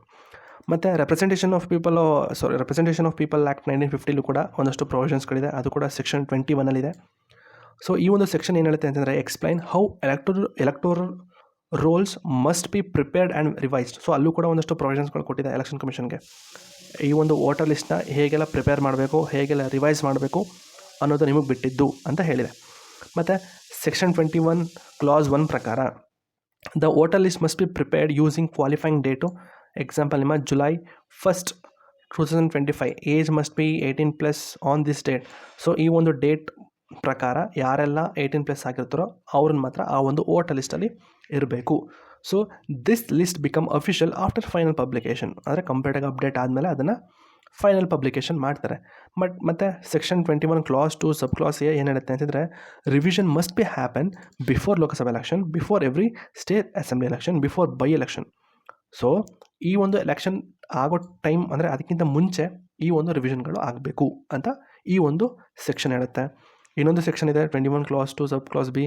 Election commission of India can also order revision in any year if needed. ನೋಡಿ, ಎಲೆಕ್ಷನ್ ಕಮಿಷನು ಇದೇ ಇಯರಲ್ಲಿ ಮಾಡಬೇಕು ಅಥವಾ ಈ ಇಯರು ಯಾಕೋ ಇದು ಗುರುಬಲ ಚೆನ್ನಾಗಿಲ್ಲ, ಈ ಇಯರಲ್ಲಿ ಶುಕ್ರದಶೆ ಇದೆ ಅಂತ ಏನೂ ರೆಸ್ಟ್ರಿಕ್ಷನ್ ಇಲ್ಲ, ತನಗೆ ಇಷ್ಟ ಬಂದ ಇಯರಲ್ಲಿ ಮಾಡಬಹುದು ಅಂತ ಹೇಳುತ್ತೆ, ಆಯಿತಾ. ಇನ್ನೊಂದು ಸೆಕ್ಷನ್ 21 ಕ್ಲಾಸ್ 3 ಹೇಳುತ್ತೆ ಅಂತಂದರೆ ಏನಪ್ಪ ಅಂದರೆ it is a most important part. ಏನು ಅಂತಂದರೆ it allows election commission of India to order special revision at any time if in any manner it thinks fit if there are valid reason. ನೋಡಿ, ಅಕಸ್ಮಾತು election ಕಮಿಷನ್ಗೆ ಏನಾದರೂ ಒಂದು valid reason ಇತ್ತು ಅಂತಂದರೆ ಈ ಥರ ಒಂದಷ್ಟು ಸ್ಪೆಷಲ್ ರಿವಿಷನ್ಗಳನ್ನ ಯಾವ ಟೈಮಲ್ಲಾದರೂ ಬೇಕಾದ್ರೆ ಕರಿಬಹುದು, ಯಾವ ಥರನಾದರೂ ಮಾಡಬಹುದು. ಆದರೆ ಅದರೆಲ್ಲ ಮಾಡಬೇಕು ಅಂತಂದರೆ ಒಂದು ವ್ಯಾಲಿಡ್ ರೀಸನ್ ಇರಬೇಕು. Meaning election commission can choose how to revise the voter list, ಸಮ್ಮರಿನ, ಇಂಟೆನ್ಸಿವ್ ರಿವಿಷನ, ಮಿಕ್ಸ್ಡಾ, ಯಾವ ರೀತಿನಾದರೂ ಮಾಡ್ಬೋದು. ಅದು ಎಲೆಕ್ಷನ್ ಕಮಿಷನ್ಗೆ ಬಿಟ್ಟಿದ್ದು. ಆದರೆ ಮಾಡಬೇಕಾದ್ರೆ ಒಂದು ಪ್ರಾಪರ್ ರೀಸನ್ ಇರಬೇಕು, ಒಂದು ಸ್ಟ್ರಾಂಗ್ ರೀಸನ್ ಇರಬೇಕು ಅಂತ ಈ ಒಂದು ಸೆಕ್ಷನ್ ಇರುತ್ತೆ. ಅರ್ಥ ಆಯ್ತಾ? ಇಷ್ಟು ಸೆಕ್ಷನ್ಗಳು ತುಂಬ ಇಂಪಾರ್ಟೆಂಟು. ಇಲ್ಲಿದೆ ನೋಡಿ, ಆರ್ಟಿಕಲ್ 324 ಮತ್ತು ಸೆಕ್ಷನ್ 21 ಕ್ಲಾಸ್ 3. ಅರ್ಥ ಆಯ್ತಾ? ವೆರಿ ಶಾರ್ಟ್ ಸಮ್ಮರಿ ಇಲ್ಲಿ ಹಾಕಿದ್ದೀನಿ. The special intensive revision in Bihar is legally backed by. ನೋಡಿ, ಇದನ್ನು ಬೇಕಾದರೆ ನೀವು ಕನ್ಕ್ಲೂಷನಲ್ಲಿ ಬರಿಬೋದು, ಮೇನ್ಸಲ್ಲಿ ಇಂಟ್ರೊಡಕ್ಷನಲ್ಲಿ ಬರಿಬೋದು, ಅಥವಾ ಬಾಡಿನ ಬರೆಯೋಕ್ಕಿಂತ ಮುಂಚೆ ಒಂದು ಕಂಟೆಕ್ಸ್ಟ್ ಬರೀತಾರಲ್ಲ, ಸೊ ಆ ಥರನಾದರೂ ಯೂಸ್ ಮಾಡ್ಕೋಬೋದು. ಚೆನ್ನಾಗಿ ಬರ್ತಿದ್ದೀನಿ ನೋಡಿ ಇಲ್ಲಿ. Special intensive revision in Bihar is legally backed by Article 324 of the Constitution, which empowers Election Commission to supervise the electoral rolls and election. It also supported by the Section 21 of the RPA 1950, which prescribe the preparation and revision of electoral rolls. Under the Section 21 Clause 3, the ECI can conduct the special revision in any manner it considers suitable using this discretionary power. ನೋಡಿ, ಇದು ಒಂದು discretionary power ಗೊತ್ತಲ್ಲಿ. Election Commission of India has ordered a hybrid revision in Bihar with a qualifying date 1/7/25 to ensure accuracy, inclusiveness and integrity of electoral rolls. ನೋಡಿ ಎಷ್ಟು ಚೆನ್ನಾಗಿದೆ ಇದು. ನಾನು ಕಂಪ್ಲೀಟಾಗಿ ಹೇಳಿದ್ನಲ್ಲ, ಈ ಒಂದು ಕಾನ್ಸ್ಟಿಟ್ಯೂಷನಲ್ ಮತ್ತು ನಿಮ್ಮ RPA 1950 ಹೇಳಿದ್ನಲ್ಲ, ಸೊ ಅದನ್ನು ಒಂದು 5 ಲೈನಲ್ಲಿ ಬರ್ತಿದ್ದೀನಿ, ಆಯಿತಾ. ಈ ಒಂದು RPA ಆ್ಯಕ್ಟ್ ಅಂದರೆ ಏನಿದು? RPA ಆ್ಯಕ್ಟ್ ಅಂತ ಹೇಳಬೇಕು ನಾನು, ಹೌದಾ? RPA ಆ್ಯಕ್ಟ್ ಅಂತ ಯಾಕೆ ಹೇಳ್ತಾ ಇದ್ದೀನಿ? Okay, representation of people act ಇದೆ ನೋಡಿ 1950, ಅಲ್ಲಿ ಸೆಕ್ಷನ್ 21 ಇಲ್ಲಿ ಮೆನ್ಷನ್ ಒಂದು ಇಮೇಜ್ ಹಾಕಿದ್ದೀನಿ, ಓದ್ಕೊಳ್ಳಿ ಬೇಕಾದರೆ, ಆಯಿತಾ. ಮತ್ತು ಆರ್ಟಿಕಲ್ 324 ಇಲ್ಲಿದೆ ನೋಡಿ. ಅರ್ಥ ಆಯ್ತಾ? ಆ ಇಮೇಜನ್ನು ಕೂಡ ಹಾಕಿದ್ದೀನಿ, ಆಯಿತಾ? ಬೇಕಾದರೆ ಓದ್ಕೊಳ್ಳಿ. ಇಲ್ಲೇ ನೋಡಿ 21 ಸೆಕ್ಷನ್ 21 ತುಂಬ ಇಂಪಾರ್ಟೆಂಟು. ಸೆಕ್ಷನ್ 21 ಕಂಪ್ಲೀಟಾಗಿ ಈ ಒಂದು ಎಲೆಕ್ಷನ್ ಕಮಿಷನ್ಗೆ ಸಂಬಂಧಪಟ್ಟಿರೋದು, ಆಯಿತಾ? 1 ಆಗಿರ್ಬೋದು, 2 ಆಗಿರ್ಬೋದು, A, B, 3 ನೋಡ್ಕೊಳ್ಳಿ. Next objectives of special intense revision ಅಂದರೆ ಮುಖ್ಯ ಉದ್ದೇಶ ಏನಪ್ಪ ಅಂತಂದರೆ ಯಾರೆಲ್ಲ ಎಲಿಜಿಬಲ್ ವೋಟರ್ಸ್ ಇದ್ದಾರೆ ಅವ್ರನ್ನೆಲ್ಲ ಇನ್ಕ್ಲೂಡ್ ಮಾಡಬೇಕು.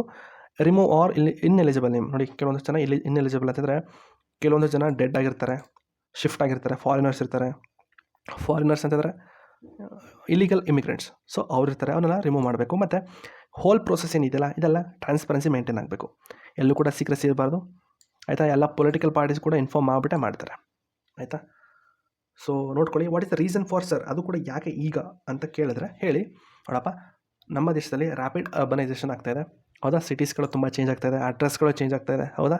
ಮತ್ತು ಫ್ರೀಕ್ವೆಂಟ್ ಮೈಗ್ರೇಷನ್ ಕೂಡ ಆಗ್ತಾಯಿದೆ, ತುಂಬ ಜನ ಮೈಗ್ರೇಟ್ ಆಗ್ತಿದ್ದಾರೆ. 18+ ವೋಟರ್ಸ್ ಜಾಸ್ತಿ ಆಗಿದ್ದಾರೆ. ನಿಮ್ಗಾಗಲೇ ಗೊತ್ತು, India is a youth country, ಹೌದಾ? 18+ ವೋಟರ್ಸ್ಗಳು ಜಾಸ್ತಿ ಆಗ್ತಿದ್ದಾರೆ. ಡೆತ್ ಎಲ್ಲ ರಿಪೋರ್ಟ್ ಸರಿಯಾಗಿ ಆಗಿಲ್ಲ, ಅಂದರೆ ವೋಟರ್ ಲಿಸ್ಟಲ್ಲಿ ಅಪ್ಡೇಟ್ ಆಗಿಲ್ಲ. ತುಂಬ ಇಲ್ಲೀಗಲ್ ಇಮಿಗ್ರೆಂಟ್ಸ್ ಜಾಸ್ತಿ ಇದ್ದಾರೆ. ಸೊ ಅದನ್ನೆಲ್ಲ ಅಪ್ಡೇಟ್ ಮಾಡೋದಕ್ಕೋಸ್ಕರ SIRನ ತೊಗೊಂಡು ಬಂದರು. ಹಾಗಾದರೆ ಪ್ರೊಸೆಸ್ ಏನು? SIR ಅಂದರೆ SIR ಮಾಡೋಕ್ಕೊಂದು ಪ್ರೊಸೆಸ್ ಏನಪ್ಪ, ಹೇಗೆ ಕಂಡಕ್ಟ್ ಆಗುತ್ತೆ ಅಂತ ಹೇಳ್ತೀನಿ.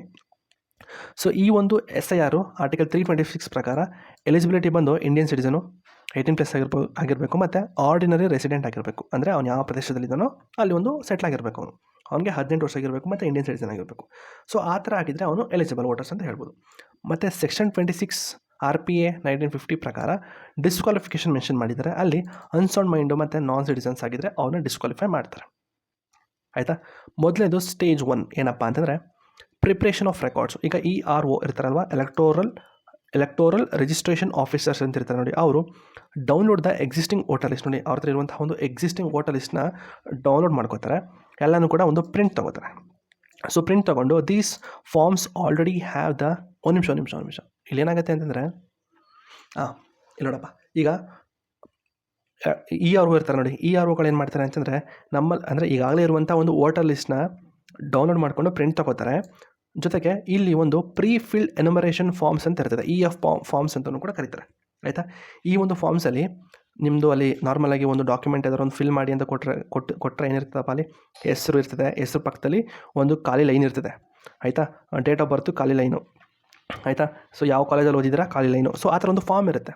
ಸೊ ಆ ಫಾರ್ಮಲ್ಲಿ ಏನಾಗಿರುತ್ತೆ, they already have the current voters names, age, address ಕಂಪ್ಲೀಟಾಗಿ ಇರ್ತದೆ ಅಲ್ಲಿ, ಆಯಿತಾ? ಅಂದರೆ ಅವರು ವೋಟರ್ ಲಿಸ್ಟ್ಗೆ ಸಂಬಂಧಪಟ್ಟಂತೆ ಒಂದಷ್ಟು ಫಾರ್ಮ್ಸ್ಗಳು, ಆ ಒಂದು ವೋಟರ್ಸ್ ನೇಮ್ ಸಂಬಂಧಪಟ್ಟಂತೆ ಒಂದಷ್ಟು ಫಾರ್ಮ್ಸ್ ಇರುತ್ತೆ. So this save time, no need to write everything again, ಆಯಿತಾ? ಮತ್ತೆ ನೀವು ನಿಮ್ಮ ಹೆಸರು ಬರ್ಕೊಳ್ಳೋ ಅವಶ್ಯಕತೆ ಇಲ್ಲ. ವೋಟರ್ ಲಿಸ್ಟ್ ಪ್ರಕಾರ ಏನಿದೆ ನಿಮ್ಮ ಡಾಕ್ಯುಮೆಂಟ್ಸ್ ಏನಿದೆಯಲ್ಲ, ಹೆಸರು, ಅಡ್ರೆಸ್ಸು, ಏಜು ಕಂಪ್ಲೀಟಾಗಿ ಆ ಡಾಕ್ಯುಮೆಂಟ್ಲಿ ಇರ್ತದೆ, ಅಂದರೆ ಆ ಒಂದು ಫಾರ್ಮಲ್ಲಿ ಇರ್ತದೆ, EF ಫಾರ್ಮ್ ಅಂತ. ಮತ್ತು ಇಲ್ಲೇನಾಗುತ್ತೆ, ನೆಕ್ಸ್ಟ್ ಬೂತ್ ಲೆವೆಲ್ ಆಫೀಸರ್ಸು, BLOಗಳು ಏನು ಮಾಡ್ತಾರೆ ಅಂತಂದರೆ ಮನೆ ವಿಸಿಟ್ ಮಾಡ್ತಾರೆ, ಆಯಿತಾ? ಮನೆ ವಿಸಿಟ್ ಮಾಡಿ ಈ ಒಂದು EF ಫಾರ್ಮ್ಸ್ಗಳನ್ನ ನಿಮಗೆ ಕೊಡ್ತಾರೆ, ಆಯಿತಾ? ಅಲ್ಲಿ ಕೆಲವೊಂದಷ್ಟು ಡಾಕ್ಯುಮೆಂಟ್ಗಳಲ್ಲಿ, ಅಂದರೆ ಡಾಕ್ಯುಮೆಂಟ್ ನೀವೇನು ಕೊಟ್ಟಿರ್ತಾರಲ್ಲ ಅದರ ಮುಂಚೆ ಇರುವಂಥ ವೋಟರ್ ಲಿಸ್ಟಲ್ಲಿ ಏನಾದರೂ ಹೆಸರು ಬದಲಾವಣೆ ಆಗಿದೆಯಾ, ಆಯಿತಾ? ನಿಮ್ಮ ಅಡ್ರೆಸ್ ಸರಿಯಾಗಿದೆಯಾ ಎಲ್ಲ ನೀವು ಚೆಕ್ ಮಾಡ್ಕೋಬೇಕು. So they give the EF forms to each voter and help people to fill the correct details. ಅಲ್ಲಿ ಕೆಲವೊಂದಷ್ಟು ಖಾಲಿ ಜಾಗ ಇರ್ತದೆ, ಅದನ್ನು ನೀವೇ ಫಿಲ್ ಮಾಡಬೇಕು, ಆಯಿತಾ? So this is where document verification ಆಗುತ್ತೆ. ನೋಡಿ, ಈ ಒಂದು ಸ್ಟೇಜಲ್ಲಿ ನಿಮ್ಮ ಒಂದು ಡಾಕ್ಯುಮೆಂಟ್ ವೆರಿಫಿಕೇಷನ್ ಆಗುತ್ತೆ. ಸೊ ಅಲ್ಲೇನಾಗುತ್ತೆ, ಡಾಕ್ಯುಮೆಂಟ್ಸ್ಗಳು ಏನು ಅಂತಂದರೆ ಅಕಸ್ಮಾತ್ ನಿಮಗೆ 18+ ಆಗಿತ್ತು ಅಂತಂದರೆ ಒಂದು ಡಾಕ್ಯುಮೆಂಟ್ನ ಸಬ್ಮಿಟ್ ಮಾಡಬೇಕು. ನೋಡಿ, voter must show the document to prove age, citizenship ಮತ್ತು ರೆಸಿಡೆನ್ಸು. ನಿಮ್ಮ ಆಧಾರ್ ಕಾರ್ಡ್ ಆಗಿರ್ಬೋದು, ನಿಮ್ಮ 10th SSLC ಸರ್ಟಿಫಿಕೇಟ್ ಆಗಿರ್ಬೋದು, ಅಥವಾ ಎಲೆಕ್ಟ್ರಿಸಿಟಿ ಬಿಲ್ ಆಗಿರ್ಬೋದು, ಈ ಥರ ಒಂದಷ್ಟು ಡಾಕ್ಯುಮೆಂಟ್ಗಳನ್ನ ನೀವು ಸಬ್ಮಿಟ್ ಮಾಡಬೇಕು. So these are checked by the BLO at the doorstep, updated to the ECINet. ಇದು ಒಂದು ಹೊಸದಾಗಿ ತಂದಿರುವಂಥ ಒಂದು ಆ್ಯಪ್, ಇದು ECINet ಅಂತ. ಇದಕ್ಕಿಂತ ಮುಂಚೆ ತುಂಬ ಆ್ಯಪ್ಗಳಿತ್ತು, ಹತ್ತಿರ ಒಂದು 15 ಆ್ಯಪ್ ಇತ್ತು ಅನ್ಕೋತೀನಿ, 15 ಆ್ಯಪ್ಗಳು ಮತ್ತು ವೆಬ್ಸೈಟ್ಗಳು. ಅದನ್ನೆಲ್ಲ ಸಬ್ಸ್ಯೂಮ್ ಮಾಡಿ ಒಂದು ಯೂನಿಕ್ ಆ್ಯಪ್ನ ತೊಗೊಬಂದರು, ದಟ್ ಈಸ್ ECINet ಅಂತ. So this is the new and special feature of SIR. ಏನಪ್ಪ ಅಂದರೆ ಡಾಕ್ಯುಮೆಂಟ್ಸ್ ಎಲ್ಲ ಚೆಕ್ ಮಾಡ್ತಾರೆ, ಆಯಿತಾ? ಡಾಕ್ಯುಮೆಂಟ್ಸ್ ಎಲ್ಲ ಚೆಕ್ ಮಾಡ್ತಾರೆ. ಅರ್ಲಿಯಲ್ಲಿ ಹೇಗಿತ್ತು ಅಂತಂದರೆ ಡಾಕ್ಯುಮೆಂಟ್ಸು ಚೆಕ್ ಮಾಡ್ತಾ ಇರಲಿಲ್ಲ, ಜಸ್ಟ್ ಸುಮ್ಮನೆ ಅಪ್ಡೇಟ್ ಮಾಡ್ಕೊಂಡು ಹೋಗ್ತಾಯಿದ್ರು. ಬಟ್ ಈಗ ಡಾಕ್ಯುಮೆಂಟ್ಗಳನ್ನ ಚೆಕ್ ಮಾಡ್ತಾರೆ. ಜೊತೆಗೆ ಇವ್ರ ಜೊತೆಗೆ ಒಂದು BLAಗಳಿರ್ತಾರೆ, ಆಯಿತಾ? ಪೊಲಿಟಿಕಲ್ ಪಾರ್ಟಿ ಏಜೆಂಟ್ಗಳು. ಸೊ ಅವ್ರನ್ನೂ ಕೂಡ ಜೊತೆಗೆ ಹಾಕೋತಾರೆ. ಯಾಕೆ ಅಂತಂದರೆ ಕೊನೆಗೆ ಏನಾದರೂ ಸರಿ ಮಾಡಲಿಲ್ಲ, ನೀವು ನಮ್ಮನ್ನ ಇಟ್ಕೊಂಡು ಸರಿಯಾಗಿ ಮಾಡಿಲ್ಲ, ಟ್ರಾನ್ಸ್ಪರೆನ್ಸಿ ಇಲ್ಲ, ಅದು ಇದು ಅಂತ ಹೇಳ್ತಾರೆ ಅಂಥೇಳಿ ಇವ್ರನ್ನೂ ಕೂಡ ಜೊತೆಗೆ ಹಾಕೊಂಡು ಸುತ್ತಕೊಂಡು ಕಂಪ್ಲೀಟಾಗಿ ಮಾಡ್ಕೋತಾರೆ, ಸರಿನಾ? ಸೊ ಅಕಸ್ಮಾತ್ ಓಲ್ಡ್ ಪರ್ಸನ್ ಏನಾದರೂ ಆಗಿದ್ದರೆ, PWD ಇದ್ದರೆ, ಸಿಕ್ಕು, ಪೂರ್ ವಲ್ನರಬಲ್ ಗ್ರೂಪ್ಸ್ ಇತ್ತು ಅಂದರೆ ವಾಲಂಟಿಯರ್ಸ್ಗಳೆಲ್ಲ ಹೋಗಿ ಹೆಲ್ಪ್ ಮಾಡ್ಬೋದು, ಆಯಿತಾ? Submission forms, voter can submit the EF to BLOಗಳಿಗೆ ಸಬ್ಮಿಟ್ ಮಾಡ್ಬೋದು. ಇಲ್ಲ ಅಂತಂದರೆ ಅವರೇ ಆ ಒಂದು ಫಾರ್ಮ್ನ ಆನ್ಲೈನಲ್ಲಿ ಅಪ್ಲೋಡ್ ಮಾಡಬಹುದು. ಸೊ BLOಗಳು ಏನು ಮಾಡ್ತಾರೆ, ಫಿಲ್ ಮಾಡಿರುವಂಥ ಡಾಕ್ಯುಮೆಂಟ್ಗಳನ್ನ, ಫಾರ್ಮ್ಗಳನ್ನ ಕಂಪ್ಲೀಟಾಗಿ ಕಲೆಕ್ಟ್ ಮಾಡ್ಕೋತಾರೆ. So the details return by the ವೋಟರ್ಸ್ನ EF must be matched and prove with the document. ಅಂತಂದರೆ ಅವ್ರೇನು ಡಾಕ್ಯುಮೆಂಟ್ ಸಬ್ಮಿಟ್ ಮಾಡಿರ್ತಾರೆ ನೋಡಿ, ಒಂದೊಂದು ಜೆರಾಕ್ಸನ್ನು ಕೊಡ್ತಾರೆ ಅನ್ಕೋತೀನಿ. EF ಫಾರ್ಮ್ ಜೊತೆಗೆ ಒಂದಷ್ಟು ಜೆರಾಕ್ಸ್ಗಳನ್ನ ಕೊಡಬೇಕು. ಅಂದರೆ ನೀವೇನು ಸಬ್ಮಿಟ್ ಮಾಡಿರ್ತೀರ ಆ ಡಾಕ್ಯುಮೆಂಟು ಮತ್ತು ವೋಟರ್ ಲಿಸ್ಟಲ್ಲಿರುವಂಥ ನಿಮ್ಮ ಒಂದು ಏನು ಇದೆಯಲ್ಲ ಏನಾದರೂ ಡೀಟೇಲ್ಸು ಎರಡೂ ಕೂಡ ಮ್ಯಾಚ್ ಆಗಬೇಕು. ನೋಡಿ, ಅಕಸ್ಮಾತು ನಿಮ್ಮ ಒಂದು EF ಫಾರ್ಮಸಲ್ಲಿ ಏಜ್ 24 ಅಂತ ಬಂತು ಅಂತಂದರೆ ನಿಮ್ಮ ಏಜ್ನ ಆಧಾರ್ ಕಾರ್ಡ್ ಅಥವಾ ಡೇಟ್ ಆಫ್ ಬರ್ತ್ ಪ್ರೂಫ್ನಲ್ಲಿ ಚೆಕ್ ಮಾಡ್ತಾರೆ. ಅಕಸ್ಮಾತು ಇಫ್ EF ಸೇಸ್ ನಿಮ್ಮ ಒಂದು EF ಫಾರ್ಮಲ್ಲಿ ನಿಮ್ಮ ಒಂದು ಅಡ್ರೆಸ್ ಪಟ್ನಾ ಅಂತಿತ್ತು ಅಂತಂದರೆ ನಿಮ್ಮ ಒಂದು ರೆಂಟಲ್ ಬಿಲ್ಲು ಅಥವಾ ಏನೋ ಒಂದು ಫ್ಯಾಮಿಲಿ ಐಡಿ ಅಂತ ಡಾಕ್ಯುಮೆಂಟ್ ಸಬ್ಮಿಟ್ ಮಾಡಿರ್ತಾರಲ್ಲ, ಸೊ ಅದನ್ನು ಕಂಪೇರ್ ಮಾಡ್ತಾರೆ. ಅಕಸ್ಮಾತ್ if EF says Indian citizens ಇತ್ತು ಅಂತಂದರೆ ನೀವು ಒಂದು ವ್ಯಾಲಿಡ್ ಪ್ರೂಫನ್ನು ಕೊಡಬೇಕು, ಅದನ್ನು ಕೂಡ ಚೆಕ್ ಮಾಡ್ತಾರೆ. ಅಕಸ್ಮಾತ್ ನೀವು ಕೊಟ್ಟಿರುವಂಥ ಡಾಕ್ಯುಮೆಂಟು ಮತ್ತು EF ಫಾರ್ಮಲ್ಲಿರುವಂಥ ಒಂದು ಡೀಟೇಲ್ಸು ಎರಡೂ ಕೂಡ ಸೇಮ್ ಇತ್ತು ಅಂತಂದರೆ ಆಕ್ಸೆಪ್ಟ್ ಮಾಡ್ಕೋತಾರೆ. ಅಕಸ್ಮಾತ್ ಮಿಸ್ ಮ್ಯಾಚ್ ಆಯಿತು ಅಂತಂದರೆ ರಿಜೆಕ್ಟ್ ಮಾಡ್ತಾರೆ. ರಿಜೆಕ್ಟ್ ಮಾಡಿದ ತಕ್ಷಣ ನಿಮ್ಮನ್ನ ಇಲ್ಲೀಗಲ್ ಮೈಗ್ರೆಂಟ್ ಅಂತ ಕನ್ಸಿಡರ್ ಮಾಡಲ್ಲ, ನಿಮಗೆ ಒಂದಷ್ಟು ಟೈಮ್ನ ಕೊಡ್ತಾರೆ. ಆಯಿತಾ? ಟೈಮ್ನ ಕೊಟ್ಟು ನೀವು ಆ ಒಂದು ಟೈಮ್ ಒಳಗಡೆ ನೀವು ಡಾಕ್ಯುಮೆಂಟ್ನ ನೀವು ವೆರಿಫೈ ಮಾಡಿಸ್ಕೋಬೇಕು. Supervisory check. So BLO supervisor ಇರ್ತಾರೆ, ಅವರೆಲ್ಲ ಕಂಪ್ಲೀಟಾಗಿ ನೋಡ್ಕೋತಾರೆ ಹೇಗೆಲ್ಲ BO ಕೆಲಸ ಮಾಡ್ತಾಯಿದ್ದಾರೆ, ಕ್ವಾಲಿಟಿ ಮತ್ತು ಕ್ವಾಂಟಿಟಿ ಕವರೇಜ್ ಹೇಗಿದೆ, ಕರೆಕ್ಟಾಗಿ ಯಾರ್ಯಾರು ಮಾಡ್ತಾಯಿದ್ದಾರೆ ಕಂಪ್ಲೀಟಾಗಿ ನೋಡ್ಕೋತಾರೆ. ಮತ್ತು ಡ್ರಾಫ್ಟ್ ಎಲೆಕ್ಟೋರಲ್ ರೋಲ್ ಪಬ್ಲಿಕೇಶನ್. ಒಂದು ಸತಿ ಎಲ್ಲ EF ಫಾರ್ಮ್ಗಳು ಎಲ್ಲ ಜನದ ಹತ್ರ ಕಂಪ್ಲೀಟಾಗಿ ತೊಗೊಂಡು ಯಾರೆಲ್ಲ ಅಪ್ಲಿಕೇಶನ್ ಅಕ್ಸೆಪ್ಟ್ ಆಗಿರುತ್ತೆ, ಯಾರ್ದೆಲ್ಲ ರಿಜೆಕ್ಟ್ ಆಗಿರುತ್ತೆ ಅದನ್ನೆಲ್ಲ ನೋಡಿಕೊಂಡು ಒಂದು ಡ್ರಾಫ್ಟ್ ಪಬ್ಲಿಕೇಶನ್ ಮಾಡ್ತಾರೆ, ಒಂದು ಡ್ರಾಫ್ಟ್ ಕಾಪಿನ ಪಬ್ಲಿಕೇಶನ್ ಮಾಡ್ತಾರೆ. ಸೊ ಅಲ್ಲಿ ಎಲ್ಲ ಫಾರ್ಮ್ಗಳು ರಿಸೀವ್ ಆಗಿರೋದು, ಅದು ಕೂಡ draft voter list, uploaded on ವೆಬ್ಸೈಟ್ಸ್ಗಳು, copies given to all political party. ಅಂದರೆ ಆ ಒಂದು ಡ್ರಾಫ್ಟ್ ಕಾಪೀಸ್ಗಳನ್ನ ಎಲ್ಲ ಪೊಲಿಟಿಕಲ್ ಪಾರ್ಟೀಸ್ ಕೂಡ ಸಬ್ಮಿಟ್ ಮಾಡ್ತಾರೆ ಮತ್ತು ಪಬ್ಲಿಕ್ ಕೂಡ ನೋಡ್ಬೋದು. ಕೆಲವೊಂದು ಜನ ಅದನ್ನು ಕ್ಲೈಮು ಮಾಡ್ಬೋದು, ನನ್ನ ಒಂದು ವೋಟರ್ ಲಿಸ್ಟಲ್ಲಿ ನನ್ನ ಹೆಸರು ಬಂದಿಲ್ಲ, ನನ್ನ ಒಂದು ಡ್ರಾಫ್ಟಲ್ಲಿ ನನ್ನ ಹೆಸರು ಬಂದಿಲ್ಲ, ಅಥವಾ ಡ್ರಾಫ್ಟಲ್ಲಿ ಈ ಒಂದು ವೋಟರ್ ಲಿಸ್ಟ್ ಈ ಒಂದು ಪರ್ಸನ್ ಡೆತ್ ಆಗಿದ್ದಾರೆ, ಅವ್ನು ದಯವಿಟ್ಟು ರಿಮೂವ್ ಮಾಡಿ ಅಂತಲೂ ಕೂಡ ಅಬ್ಜೆಕ್ಷನ್ ಮಾಡ್ಬೋದು. ಅಲ್ಲಿ ARO ಅಂದರೆ ಅವರು ಕೂಡ ಒಬ್ಬರು ಆಫೀಸರು, ಅವರು ಅದನ್ನು ಎಲ್ಲನೂ ಕೂಡ ಇನ್ವೆಸ್ಟಿಗೇಟ್ ಮಾಡ್ತಾರೆ ಅಂಥ ಕಂಪ್ಲೇಂಟ್ಗಳನ್ನ. Final electoral roll. ಸದ್ಯಕ್ಕೆ ಎಲ್ಲ ಕಂಪ್ಲೇಂಟ್ಗಳೆಲ್ಲ ಡಿಸೈಡ್ ಆಗಿ ಎಲ್ಲ ಸಾಲ್ವ್ ಆದಮೇಲೆ EROಗಳು ಅಂದರೆ ಎಲೆಕ್ಟೋರಲ್ ರೋಲ್ ಆಫೀಸರ ಇರ್ತಾರೆ ನೋಡಿ, ಅವರು ಒಂದು ಫೈನಲ್ ವೋಟರ್ ಲಿಸ್ಟ್ನ ಪಬ್ಲಿಷ್ ಮಾಡ್ತಾರೆ. It given to all political party ಮತ್ತು ಆನ್ಲೈನಲ್ಲೂ ಕೂಡ ಅಪ್ಡೇಟ್ ಮಾಡ್ತಾರೆ. ಅಕಸ್ಮಾತ್ ಅಲ್ಲೂ ಕೂಡ ಏನಾದರೂ ಒಂದು ಅಪೀಲ್ ಮಾಡಬೇಕು ಅಂತಂದರೆ ನೀವು ಡಿಸ್ಟ್ರಿಕ್ಟ್ ಮ್ಯಾಜಿಸ್ಟ್ರೇಟು ಸೆಕ್ಷನ್ 24 ಪ್ರಕಾರ ನೀವು ಫಸ್ಟ್ ಅಪೀಲು ಡಿಸ್ಟ್ರಿಕ್ಟ್ ಮ್ಯಾಜಿಸ್ಟ್ರೇಟಲ್ಲಿ ಮಾಡ್ಬೋದು. ಇಲ್ಲ ಅಂತಂದರೆ ಸೆಕೆಂಡ್ ಅಪೀಲು ಚೀಫ್ ಎಲೆಕ್ಟೋರಲ್ ಆಫೀಸರಲ್ಲಿ ಹೋಗಿ ನೀವು ಅಪೀಲನ್ನು ಮಾಡಬಹುದು. ಓಕೆನಾ? ಸರಿ, ನೆಕ್ಸ್ಟು ಅಷ್ಟೇ, ಏನೇನಿಲ್ಲ, ಇದು ಸಮ್ಮರಿ ಕೊಟ್ಟಿದ್ದೀನಿ ಇಲ್ಲಿ. Section 23 document upload. ಓಕೆ, ಅಷ್ಟೇ. ಈಗ ಕೆಲವೊಂದಷ್ಟು ಜನ ಆರ್ಗ್ಯುಮೆಂಟ್ ಇದೆ, ಕೆಲವೊಂದು ಜನ ಅಪೋಸು ಕೂಡ ಮಾಡ್ತಾಯಿದ್ದಾರೆ. ಯಾರೆಲ್ಲ ಫೇವರಾಗಿ SIR ಫೇವರಾಗಿ ಯಾರೆಲ್ಲ ಆರ್ಗ್ಯುಮೆಂಟ್ ಮಾಡ್ತಾಯಿದ್ದಾರೆ ಅಂತಂದರೆ ಏನೆಲ್ಲ ಮಾಡ್ತಾಯಿದ್ದಾರೆ ಅಂತಂದರೆ ಇದರಿಂದ ಎಲೆಕ್ಟೋರಲ್ ಇಂಟಿಗ್ರಿಟಿನ ಕಾಪಾಡಬಹುದು. ಅಂದರೆ ಡೂಪ್ಲಿಕೇಟ್ ಫೇಕ್ ವೋಟರ್ಸ್ ಯಾರು ಇರ್ತಾರೆ ಅದನ್ನೆಲ್ಲ ರಿಮೂವ್ ಮಾಡ್ಬೋದು. ಅವಾಗೇನಾಗುತ್ತೆ, 1 ಪರ್ಸನ್ 1 ವೋಟ್ ಅನ್ನೋ ಒಂದು ಪ್ರಿನ್ಸಿಪಲ್ ನಾವು ಎತ್ತಿ ಹಿಡಿಬೋದು ಅಂತ ಹೇಳ್ತಾರೆ. ಆಯಿತಾ? ಮತ್ತು ರೆಸ್ಪಾಂಡ್ ಟು ಡೆಮೋಗ್ರಾಫಿಕ್ ಚೇಂಜು. ನೋಡಿ, ಕೆಲವೊಂದಷ್ಟು ಜನ ಮೈಗ್ರೇಷನ್ ಆಗ್ತಾಯಿದ್ದಾರೆ, ಅರ್ಬನ್ ಶಿಫ್ಟಿಂಗ್ ಆಗ್ತಾಯಿದ್ದಾರೆ. ಈ ಥರ ಒಂದು SIR ಅಪ್ಡೇಟ್ ಮಾಡಿದ್ರೆ ಏನಾಗುತ್ತೆ, ಯಾರೆಲ್ಲ ಆ್ಯಕ್ಚುಲಾಗಿ ಯಾರೆಲ್ಲ ಎಲ್ಲೆಲ್ಲಿ ಹೋಗಿ ಸೆಟ್ಲ್ ಆಗಿದ್ದಾರೆ ಅಂತ ಹೇಳಿ ವೋಟರ್ ಲಿಸ್ಟಿಂದ ಅವ್ರನ್ನ ಹೆಸರನ್ನು ಬೇಕಾದ್ರೆ ನಾವು ಕಿತ್ತಾಕ್ಬಹುದು. ಮತ್ತು ಲೀಗಲ್ ಮತ್ತು ಕಾನ್ಸ್ಟಿಟ್ಯೂಷನ್ ಸಪೋರ್ಟು. ಸೊ ಈಗಾಗಲೇ ನಾವು ಹೇಳ್ಬೋದು, ಆರ್ಟಿಕಲ್ 326 ಎಲ್ಲ ಮೆನ್ಷನ್ ಆಗಿದೆ. ಸೆಕ್ಷನ್ಸ್ಗಳಲ್ಲಿ RP ಆ್ಯಕ್ಟು 1950 ಕೂಡ ಮೆನ್ಷನ್ ಆಗಿದೆ. ಸೊ ಹಾಗಾಗಿ ಸಪೋರ್ಟ್ ಇದ್ದೇ ಇರುತ್ತೆ. ಸಂವಿಧಾನದಲ್ಲಿ ಇಷ್ಟೊಂದು ಸಪೋರ್ಟ್ ಇದೆ ಅಂತಂದಾಗ ನಾವು ಅದನ್ನು ಕೇಳೋದು ತಪ್ಪಾಗುತ್ತೆ ಅಂತ ಹೇಳಿದ್ರು. ಮತ್ತು ಈಗಾಗಲೇ ತುಂಬ ವರ್ಷ ಅಂದರೆ ಇಂಡಿಯನ್ ಹಿಸ್ಟ್ರಿಯಲ್ಲಿ ಹೇಳಬೇಕು ಅಂದರೆ ತುಂಬ ಸತಿ ಈ ಒಂದು ರಿವಿಷನ್ಗಳಾಗಿದೆ. ಸೊ ಹಾಗಾಗಿ ಈ ಥರ ಮಾಡೋದ್ರಿಂದ ಏನೋ ತಪ್ಪಾಗಲ್ಲ. ಮತ್ತು improve the public trust. So ಈ ಥರ ಮಾಡೋದ್ರಿಂದ ಏನಾಗುತ್ತೆ, ಎಲೆಕ್ಷನ್ ಕಮಿಷನ್ ಮೇಲೆ ಸ್ವಲ್ಪ ಟ್ರಸ್ಟ್ ಬಿಲ್ಡ್ ಆಗುತ್ತೆ. ಮತ್ತು ಅವ್ರಿಗೆ ಗೊತ್ತಾಗುತ್ತೆ ಈ ಒಂದು ಎಲೆಕ್ಷನ್ನು ಕ್ಲೀನ್ ಆ್ಯಂಡ್ ಕರೆಕ್ಟ್ ಆಗಿದೆ, ಯಾವುದೇ ಕಾರಣಕ್ಕೂ ಬೋಗಸ್ ವೋಟಿಂಗ್ ಆಗಿಲ್ಲ, ಮತ್ತು ಫ್ರೀ ಆ್ಯಂಡ್ ಫೇರ್ ಎಲೆಕ್ಷನ್ ಆಗಿದೆ ಅಂತ ಗೊತ್ತಾಗುತ್ತೆ. ಸೊ ಇನ್ನೊಂದು ಜನ ಏನು ಮಾಡ್ತಾರೆ, ಅಗೇನ್ಸ್ಟಾಗಿ ಮಾತಾಡ್ತಾರೆ, SIR ವಿರುದ್ಧವಾಗಿ ಮಾತಾಡ್ತಾರೆ. ಏನು ಅಂತಂದರೆ ವೋಟರ್ಸ್ಗೆ ತುಂಬ ಬರ್ಡನ್ ಕೊಡ್ತಾಯಿದ್ದೀರಾ. ಈಗ EF ಫಾರ್ಮ್ಗಳೆಲ್ಲ ಫಿಲ್ ಮಾಡಬೇಕು, ಡಾಕ್ಯುಮೆಂಟ್ಗಳನ್ನ ಸಬ್ಮಿಟ್ ಮಾಡಬೇಕು ಅಂತೆಲ್ಲ ಹೇಳಿದ್ರಲ್ಲ, ಇದು ಒಂದು ಬರ್ಡನ್ ಆಗುತ್ತೆ ವೋಟರ್ಸ್ಗೆ. ಆಯಿತಾ? Objection had to prove something is wrong. So voter must prove he is correct with document. ನೋಡಿ, ಮೊದಲು ಏನಂತಂದರೆ ಆಬ್ಜೆಕ್ಟರ್ಸು ಯಾರೆಲ್ಲ ಅಬ್ಜೆಕ್ಟ್ ಆಗಿರ್ತಾರೆ ಅವ್ರು ಮಾತ್ರ ಪ್ರೂವ್ ಮಾಡಬೇಕಾಗ್ತದೆ. ಬಟ್ ಈಗ voter must prove he is correct with document. ನೋಡಿ, ವೋಟರ್ ಪ್ರೂವ್ ಮಾಡ್ಕೋಬೇಕು, ಡಾಕ್ಯುಮೆಂಟ್ಗಳನ್ನ ಸಬ್ಮಿಟ್ ಮಾಡಿ ವೋಟರ್ಸ್ಗಳೇ ಪ್ರೂವ್ ಮಾಡ್ಕೋಬೇಕು. ಇದರಿಂದ ಏನಾಗುತ್ತೆ, ತುಂಬ ಸ್ಟ್ರೆಸ್ ಬೀಳುತ್ತೆ. ಮತ್ತು stick document May exclude poor and minority. ನೋಡಿ, ಕೆಲವೊಂದು ಜನದ ಹತ್ರ ಆ್ಯಕ್ಚುಲಿ ಡಾಕ್ಯುಮೆಂಟ್ಸ್ ಇರೋಲ್ಲ, ಮೇ ಬಿ ಅವರು ಪೂರ್ ಆಗಿರ್ಬೋದು, ಮೈನಾರಿಟೀಸ್ ಆಗಿರ್ಬೋದು. ಹೌದಾ? ಸೊ ಅಕಸ್ಮಾತ್ ಕೆಲವೊಂದು ಜನ ಫ್ಲಡ್ಡಿಂದ ಅವ್ರ ಮನೆ ಹಾಳಾಕಿ ಡಾಕ್ಯುಮೆಂಟ್ಸ್ ಎಲ್ಲ ಹೊರಟೋಗಿರ್ಬೋದು. ಸೊ ಈ ಥರ ಎಲ್ಲ ಇದ್ದಾಗ ಅವ್ರಿಗೆ ಡಾಕ್ಯುಮೆಂಟ್ ನೀವು ಸಬ್ಮಿಟ್ ಮಾಡಿ ಅಂತಂದಾಗ ಸ್ವಲ್ಪ ಕಷ್ಟ ಆಗುತ್ತೆ ಅಂತ ಕೆಲವೊಂದು ಜನ ಹೇಳಿದ್ರು. ಆಯಿತಾ? Next documents can be forced. ನೋಡಿ, ಈ ಥರ ಡಾಕ್ಯುಮೆಂಟ್ಗಳು ನೀವೇನು ಸಬ್ಮಿಟ್ ಮಾಡಿ ಅಂತ ಹೇಳಿದ್ರಲ್ಲ, ಅದನ್ನೂ ಕೂಡ ಫೋರ್ಸ್ ಮಾಡ್ಬೋದು, ಫೋರ್ಜರಿ ಆಗಬಹುದು. ಆಯಿತಾ, ನೀವು ಏನು ಡಾಕ್ಯುಮೆಂಟ್ ಸಬ್ಮಿಟ್ ಮಾಡಿ ಅಂತ ಹೇಳಿದ್ರಲ್ಲ, ಸೊ ಆ ಡಾಕ್ಯುಮೆಂಟಲ್ಲಿ ಫೋರ್ಜರಿ ಮಾಡಿದರೆ ಏನು ಮಾಡ್ತೀರಾ? ಮತ್ತು arbitrary post 2003 cut off.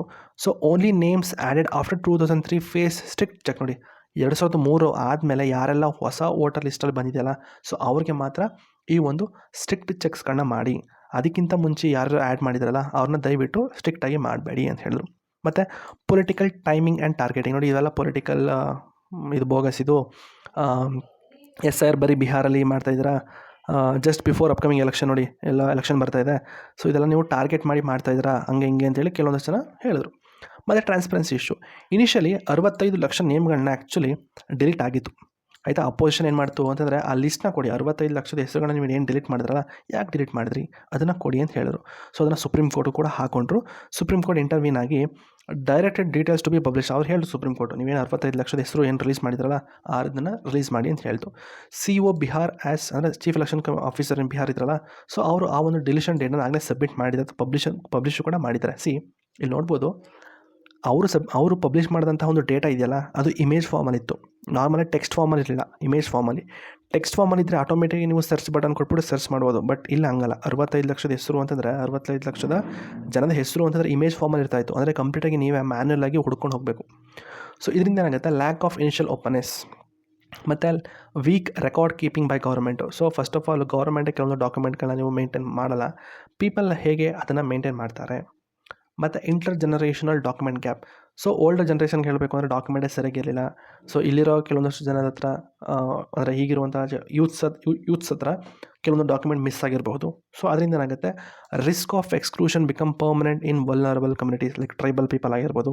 So ಅವ್ರ ಹತ್ರ ಹೋಗ್ಬಿಟ್ಟು ನೀವು ಡಾಕ್ಯುಮೆಂಟ್ ಕೊಡಿ ಅಂದರೆ ಹೇಗೆ ಕೊಡ್ತಾರೆ? ಅಷ್ಟೇ, ಇನ್ನೇನಿಲ್ಲ. ಇಷ್ಟ ಮುಗೀತು. ಇದು ಸ್ವಲ್ಪ ಕಂಕ್ಲೂಷನ್ ಹಾಕಿದ್ದೀನಿ SIR ಬಗ್ಗೆ, ನೋಡ್ಕೊಳ್ಳಿ ಇದನ್ನು. ಮತ್ತು ECI ನೆಟ್ ಬಗ್ಗೆ ಹೇಳಬೇಕು, ತುಂಬ ಇಂಪಾರ್ಟೆಂಟ್ ಇದು ನಿಮ್ಮ ಪ್ರಿಲಿಮ್ಸ್ಗೆ. ECI ನೆಟ್ ಅಂದರೆ ಏನಪ್ಪ ಅಂದರೆ, ಇದು ಹೊಸ digital platform for election commission of India. ಇದೊಂದು single digital platform created by election commission of India. So it help the voters and all stakeholder, ಎಲ್ಲರೂ ಕೂಡ ಅಫಿಷಿಯಲ್ಸ್ ಆಗಿರ್ಬೋದು, ಪೊಲಿಟಿಕಲ್ ಪಾರ್ಟಿ, ಸಿವಿಲ್ ಸೊಸೈಟಿ, ಎಲ್ಲರೂ ಕೂಡ ಹೆಲ್ಪ್ ಆಗುತ್ತೆ. ಮತ್ತು make election related service ಏನೇ ಇದ್ರೂ ಕೂಡ, ಏನೋ ಒಂದು ಕ್ವಶನ್ ರೈಸ್ ಆದರೂ ಕೂಡ ಸಿಂಪಲ್, ಫಾಸ್ಟ್ ಮತ್ತು ಸೆಂಟ್ರಲೈಸ್ಡ್ ಆಗಿ ಅದನ್ನು ಸಾಲ್ವ್ ಮಾಡ್ಬೋದು. ಆಯಿತಾ, ಫೀಚರ್ಸ್ ಏನಪ್ಪ ಅಂತಂದರೆ 40+ ನೋಡಿ, ಆಗಲೇ ನಾವು 20+ ಅಂತ ಏನೋ ಹೇಳಿದಲ್ವ, ನೋಡಿ ಎಲ್ಲ 40+ ಓಲ್ಡರ್ ಆ್ಯಪ್ಗಳು, ಪೋರ್ಟಲ್ಸ್ಗಳು ಎಲ್ಲನೂ ಕೂಡ ಸಬ್ಸ್ಯೂಮ್ ಮಾಡಿ ಒಂದು ಹೊಸ ತೊಗೊಬಂದಿದ್ದಾರೆ. ನೋಡಿ, ಇಲ್ಲಿ ನೋಡ್ಬೋದು ಇಲ್ಲಿ ಯಾವ ಆ್ಯಪ್ಗಳು ಸಬ್ಸ್ಯೂಮ್ ಆಗಿದೆ ಅಂತ. Voter helpline app, turnout app, vigil Suvidha, ESMS Saakshya, KYC app ತುಂಬ ಇದ್ದಾವೆ. ಅದೇ ರೀತಿ ಅದನ್ನೆಲ್ಲ ಸಬ್ಸ್ಯೂಮ್ ಮಾಡಿ ಒಂದು ಯೂನಿಕ್ ಆಗಿ ಒಂದೇ ಒಂದು ತೊಗೊಬಂದಿರೋ ಒಂದು ಆ್ಯಪ್ ಅಂತಂದರೆ ECI ನೆಟ್ ಅಂತ. So it can be use in mobile ಮತ್ತು ಕಂಪ್ಯೂಟರ್, ಎಲ್ಲರೂ ಯಾರು ಬೇಕಾದರೂ ಯೂಸ್ ಮಾಡ್ಬೋದು. ಆಯಿತಾ, only authorised ECI official can input data. ನೋಡಿ, ಯಾರು ಬೇಕಾದ್ರೂ ಯೂಸ್ ಮಾಡ್ಬೋದು ಅಂತ ಹೇಳ್ತಾ ಇದ್ದೀನಿ ಅಂತಂದರೆ, ಇನ್ಪುಟ್ ಕೊಡೋದಕ್ಕಾಗಲ್ಲ. ಇನ್ಪುಟ್ ಯಾರು ಕೊಡ್ಬೋದು ಅಂದರೆ ಎಲೆಕ್ಷನ್ ಕಮಿಷನ್ ಅಫಿಷಿಯಲ್ ಮಾತ್ರ ಇನ್ಪುಟ್ ಕೊಡ್ಬೋದು, ನಾವು ಬರೀ ಅದನ್ನು ನೋಡ್ಬೋದು ಅಷ್ಟೇ. ಸೊ ಲೀಗಲಾಗಿ RPA 1950 1951 ಎಲೆಕ್ಷನ್ ರೂಲ್ಸ್ ಪ್ರಕಾರ ಏನೊಂದಷ್ಟು ಪ್ರಾವಿಷನ್ಸ್ಗಳಿದೆ. ಸೊ ಹಾಗೆ ಅದ್ರ ಮೇಲೆ ಅದನ್ನು ಮಾಡಿದ್ದಾರೆ. ಸೊ ಯಾಕಿದು ECI ತುಂಬ ಇಂಪಾರ್ಟೆಂಟು ಅಂತಂದರೆ, single point platform, faster access, clean ಮತ್ತು ಅಕ್ಯುರೇಟ್ ಡೇಟಾ ಇರ್ತದೆ, ಟ್ರಾನ್ಸ್ಪರೆನ್ಸಿ, ಟೆಕ್ನಾಲಜಿ, ಮಾಡರ್ನ್ ಟೆಕ್ನಾಲಜಿ, ಅಷ್ಟೇ, ಏನಿಲ್ಲ. ಇಂಪ್ಲಿಮೆಂಟೇಷನ್ ಹೇಳಬೇಕು ಅಂತಂದರೆ, ಸಕ್ಸಸ್ಫುಲ್ ಯೂಸ್ಡ್ ಇಲ್ಲಿ ಕೇರಳದಲ್ಲಿ, ಗುಜರಾತಲ್ಲಿ, ಪಂಜಾಬಲ್ಲಿ, ವೆಸ್ಟ್ ಬೆಂಗಾಲ್ ಈಗಾಗಲೇ ಯೂಸ್ ಮಾಡಿದ್ದಾರೆ. ಸೊ ರಿಲೇಷನ್ಶಿಪ್ ವಿತ್ SIR ಬಗ್ಗೆ ಹೇಳತ್ತಿದ್ರೆ, ECI net plays a major role in SIR.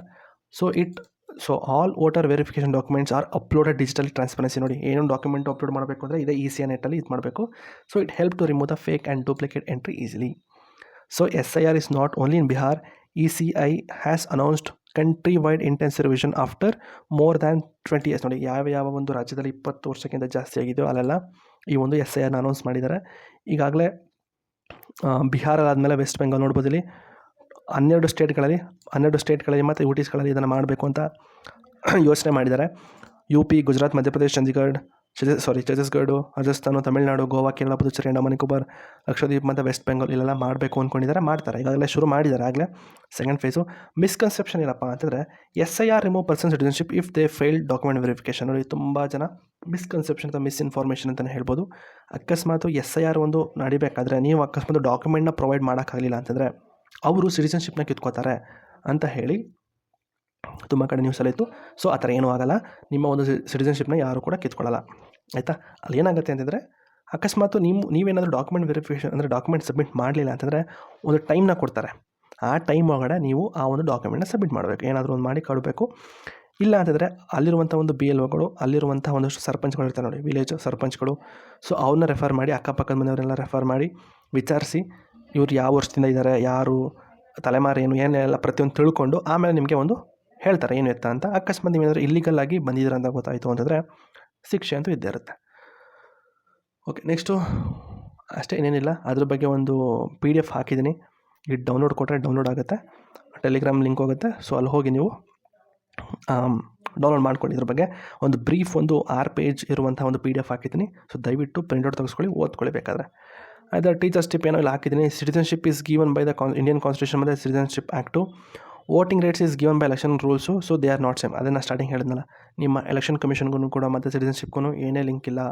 So SIR May remove name from the voter list but it can not remove the any citizenship. ನೋಡಿ, ಅದಕ್ಕೆ ಕೆಲಸ ಮಾಡೋದು ಏನು ಅಂತಂದರೆ ಫ್ರೀ ಆ್ಯಂಡ್ ಫೇರ್ ಎಲೆಕ್ಷನು, ಡೆಮೋಕ್ರಸಿನ ಎತ್ತಿಡಬೇಕು, ಆಯಿತಾ. ಅಕಸ್ಮಾತ್ ನಿಮ್ದು ಏನೋ ಡಾಕ್ಯುಮೆಂಟ್ ಸಬ್ಮಿಟ್ ಮಾಡಲಿಲ್ಲ ಅಂತಂದರೆ ವೋಟರ್ ಲಿಸ್ಟಿಂದ ನಿಮ್ಮ ಹೆಸರನ್ನ ತೆಗೆದಾಕತ್ತೆ, ನಿಮ್ಗೆ ಏನೋ ಒಂದು ಶಿಕ್ಷೆ ಅಂತ ಇರುತ್ತೆ, ಅದು ಕೊಡ್ತಾರೆ. ಅಂದರೆ ಇವ್ರು ಕೊಡಲ್ಲ, ಅವ್ರು ಒಂದು ಕಂಪ್ಲೇಂಟ್ ಮಾಡ್ತಾರೆ, ಈ ಥರ ಬಂದಿದ್ದಾರೆ ನೋಡ್ಕೊಳ್ಳಿ, ಡಾಕ್ಯುಮೆಂಟ್ ಸರಿಯಾಗಿಲ್ಲ ಅಂತ ಹೇಳಿದಾಗ ಮೇ ಬಿ ಪಾರ್ಲಿಮೆಂಟು ಮುಂದೊಂದು ದಿನದಲ್ಲಿ ಒಂದು ಹೊಸ ಲಾನ ತೊಗೊಂಡು ಬಂದು ಅವ್ರನ್ನ ಜೈಲಿಗೆ ಹಾಕ್ಬೋದು. ಇಲ್ಲ ಅಂತಂದರೆ ಅವ್ರನ್ನ ವಾಪಸ್ಸು ಯಾವ ದೇಶದಿಂದ ಬಂದಿರ್ತಾರೋ ಅವ್ರಿಗೆ ಆ ದೇಶಕ್ಕೆ ಅದನ್ನು ಡಿಪೋರ್ಟ್ ಮಾಡ್ಬೋದು. ಸೊ ಇಷ್ಟು ಬಂದು ನಿಮ್ಮ ಸ್ಪೆಷಲ್ ಇಂಟೆನ್ಸಿವ್ ರಿವಿಷನ್ ಆಗಿತ್ತು. ಇದು ಬರೀ ಬಿಹಾರಲ್ಲಿ ಮಾತ್ರ ಅಲ್ಲ, ಸೇಮ್ ಇದೇ ಪ್ರೊಸೀಜರು, ಇದೇ ಒಂದು ಪ್ರೊಸೆಸ್ಸು ನಿಮ್ಮ ಬೇರೆ ರಾಜ್ಯಗಳಲ್ಲೂ ಸೇಮ್ ನಡೀತದೆ, ಆಯಿತಾ. ಹಾಗಾದರೆ ಬಿಹಾರ್ಗೂ ಮತ್ತು ಬೇರೆ ರಾಜ್ಯಕ್ಕೂ ಏನೆಲ್ಲ ಒಂದಷ್ಟು ಚೇಂಜಸ್ ಇದೆ ಅಂತಂದರೆ, ಇಲ್ಲೇನೆಲ್ಲ ತಪ್ಪಾಗಿತ್ತು ಅದನ್ನು ತಿದ್ದುಕೊಂಡು ಬೇರೆ ರಾಜ್ಯದಲ್ಲಿ ಅದನ್ನು ಇಂಪ್ಲಿಮೆಂಟ್ ಮಾಡ್ತಾರೆ. ಸೊ ಅದನ್ನು ನೀವು ರೀಸೆಂಟ್ ಕರೆಂಟ್ ಅಫೇರ್ಸಲ್ಲಿ ಕವರ್ ಮಾಡ್ಕೋಬೇಕು. ಈಗ ಮೊನ್ನೆ ನ್ಯೂಸ್ ಪೇಪರಲ್ಲಿ ನಾವು ಓದಿದೆ ಅನ್ಕೋತೀನಿ, ಏನೆಲ್ಲ ಚೇಂಜ್ ಮಾಡಬೇಕು ಅಂದ್ಕೊಂಡಿದ್ದಾರೆ ಅನ್ನೋದ್ರ ಬಗ್ಗೆ ಒಂದು ಲಿಸ್ಟ್ ಇತ್ತು. ಸೊ ದಯವಿಟ್ಟು ನ್ಯೂಸ್ ಪೇಪರ್ ಓದೋರವರು ಗೊತ್ತಿದ್ರೆ ಕಮೆಂಟ್ ಮಾಡಿ. ಇಲ್ಲ ಅಂತಾರೆ ಏನಾದರೂ ನೀವು ಅಪ್ಕಮಿಂಗ್ ಲೈಕ್ ಈಗ ಡಿಸೆಂಬರಲ್ಲಪ್ಪ ಜನವರಿ ನೀವೇನು ಮ್ಯಾಗ್ಝಿನ್ ಓದಬೇಕಾದ್ರೆ ಅದ್ರ ಬಗ್ಗೆ ಮೆನ್ಷನ್ ಆಗಿರುತ್ತೆ ನೋಡಿ. SIR ಬಿಹಾರಲ್ಲಿ ಏನು SIR ಮಾಡಿದ್ರಲ್ಲ, ಸೊ ಅಲ್ಲಿ ಮಾಡಿದಂಥ ತಪ್ಪುಗಳನ್ನ ತಿದ್ದುಕೊಂಡು ಬೇರೆ ರಾಜ್ಯದಲ್ಲಿ ಇದನ್ನೆಲ್ಲ ಇಂಪ್ಲಿಮೆಂಟ್ ಮಾಡ್ತಾ ಇದ್ದಾರೆ. ಎಕ್ಸಾಂಪಲಿಗೆ ಆಧಾರ್ನ ಅವರು ಕನ್ಸಿಡರೇ ಮಾಡಲಿಲ್ಲ ಅಂತ ತಿಳ್ಕೊಳ್ಳಿ, ಮೇ ಬಿ ಆಧಾರ್ನ ಅವರು ಡಾಕ್ಯುಮೆಂಟಾಗಿ ಕನ್ಸಿಡರ್ ಮಾಡ್ಬೋದು ಬೇರೆ ರಾಜ್ಯಗಳಲ್ಲಿ. ಸೊ ಆ ರೀತಿ ಕೆಲವೊಂದಷ್ಟು ಹೊಸದಾಗಿ ಅಂದರೆ ಬಿಹಾರಲ್ಲಿ ಮಾಡಿದಂಥ ತಪ್ಪುಗಳನ್ನ SIR ಪ್ರೊಸೆಸ್ ಮಾಡಬೇಕಾದ್ರೆ ಬಿಹಾರಲ್ಲಿ ಮಾಡಿದಂಥ ತಪ್ಪುಗಳನ್ನ ಬೇರೆ ರಾಜ್ಯದಲ್ಲಿ ತಿದ್ದುಕೊಂಡು ಅವರು ಮಾಡ್ಬೋದು. ಸೊ ದಯವಿಟ್ಟು ಅದನ್ನು ಕೂಡ ನೋಡ್ಕೊಳ್ಳಿ, ಸರಿನಾ. ಸೊ ಇಷ್ಟು ಬಂದು ನಿಮ್ಮ SIR ಆಗಿತ್ತು. ಇದ್ರ ಬಗ್ಗೆ ಏನೇ ಡೌಟ್ ಇದ್ದರೂ ಕೂಡ ಫಸ್ಟ್ ಏನು ಮಾಡಿ ಅಂತಂದರೆ, ಇಲ್ಲಿ ಏನು ಹಾಕಿದ್ದೀನಿ ನೋಟ್ಸ್ನ ಕಣ್ಣು ಮುಚ್ಕೊಂಡು ಫಸ್ಟು ಓದಾದಮೇಲೆ ಇಲ್ಲಿ ನೋಡಿ, ಅಕಸ್ಮಾತ್ ಇಂಗ್ಲೀಷಲ್ಲಿ ಅರ್ಥ ಆಗಲಿಲ್ಲ ಅಂದರೆ ಕನ್ನಡದಲ್ಲೂ ಸಿಗುತ್ತೆ, ಟ್ರಾನ್ಸ್ಲೇಟ್ ಮಾಡ್ಕೊಳ್ಳಿ. ಇಲ್ಲ ನಾನು ಸದ್ಯಕ್ಕೆ ಬ್ಲಾಕ್ ಮಾಡಿದ್ದೀನಿ ಅಂದರೆ ಈ ಒಂದು ಇಂಟರ್ಫೇಸಲ್ಲಿ ಬ್ಲಾಕ್ ಆಗಿದೆ ಇದು. ನೀವು ಅಕಸ್ಮಾತ್ ಕ್ರೋಮ್ ಅಥವಾ ಎಡ್ಜಲ್ಲಿ ಓಪನ್ ಮಾಡ್ತು ಅಂದರೆ ಎನೇಬಲ್ ಆಗಿರುತ್ತೆ, ಕನ್ನಡದಲ್ಲಿ ಟ್ರಾನ್ಸ್ಲೇಟ್ ಮಾಡ್ಕೊಳ್ಳಿ. 1 ಸತಿ ಓದಿ, 2 ಸತಿ ಓದಿ. ಅಷ್ಟು ಓದಿ ಅರ್ಥ ಆಗಲಿಲ್ಲ ಅಂತಂದರೆ ನನಗೆ ಒಂದು ಕಮೆಂಟ್ ಹಾಕಿ, ನಾನು ನಿಮಗೆ ಹೇಳ್ಕೊಡ್ತೀನಿ. ಇಲ್ಲ ಅಂದರೆ ಟೆಲಿಗ್ರಾಮಲ್ಲಿ ನಂಗೆ ಮೆಸೇಜ್ ಹಾಕಿ ನಾನು ಹೇಳ್ಕೊಡ್ತೀನಿ. ಸೊ ಇಷ್ಟು ಬಂದು ನಿಮ್ಮ SIR ಆಗಿದೆ. ಸೊ ವಿಡಿಯೋ ನೋಡ್ತಾ ಇರೋರು ಇಷ್ಟ ಆಗಿತ್ತು ಅಂದರೆ ಲೈಕ್ ಮಾಡಿ, ಸಬ್ಸ್ಕ್ರೈಬ್ ಮಾಡ್ಕೊಳ್ಳಿ, ಶೇರ್ ಮಾಡಿ ಅಂತ ಹೇಳ್ತಾ ಈ ವಿಡಿಯೋನ ಇಲ್ಲಿಗೆ ನಿಲ್ಲಿಸ್ತಾ ಇದ್ದೀನಿ. ಏನಾದರೂ ಒಂದು ಮೇಜರ್ ಅಪ್ಡೇಟ್ ಇತ್ತು ಅಂತಂದರೆ ವಿಡಿಯೋ ಮಾಡಿ ಹಾಕ್ತೀನಿ ಅಂತ ಹೇಳ್ತಾ ಈ ವಿಡಿಯೋನ ಇಲ್ಲಿಗೆ ನಿಲ್ಲಿಸ್ತಾ ಇದ್ದೀನಿ. Thank you.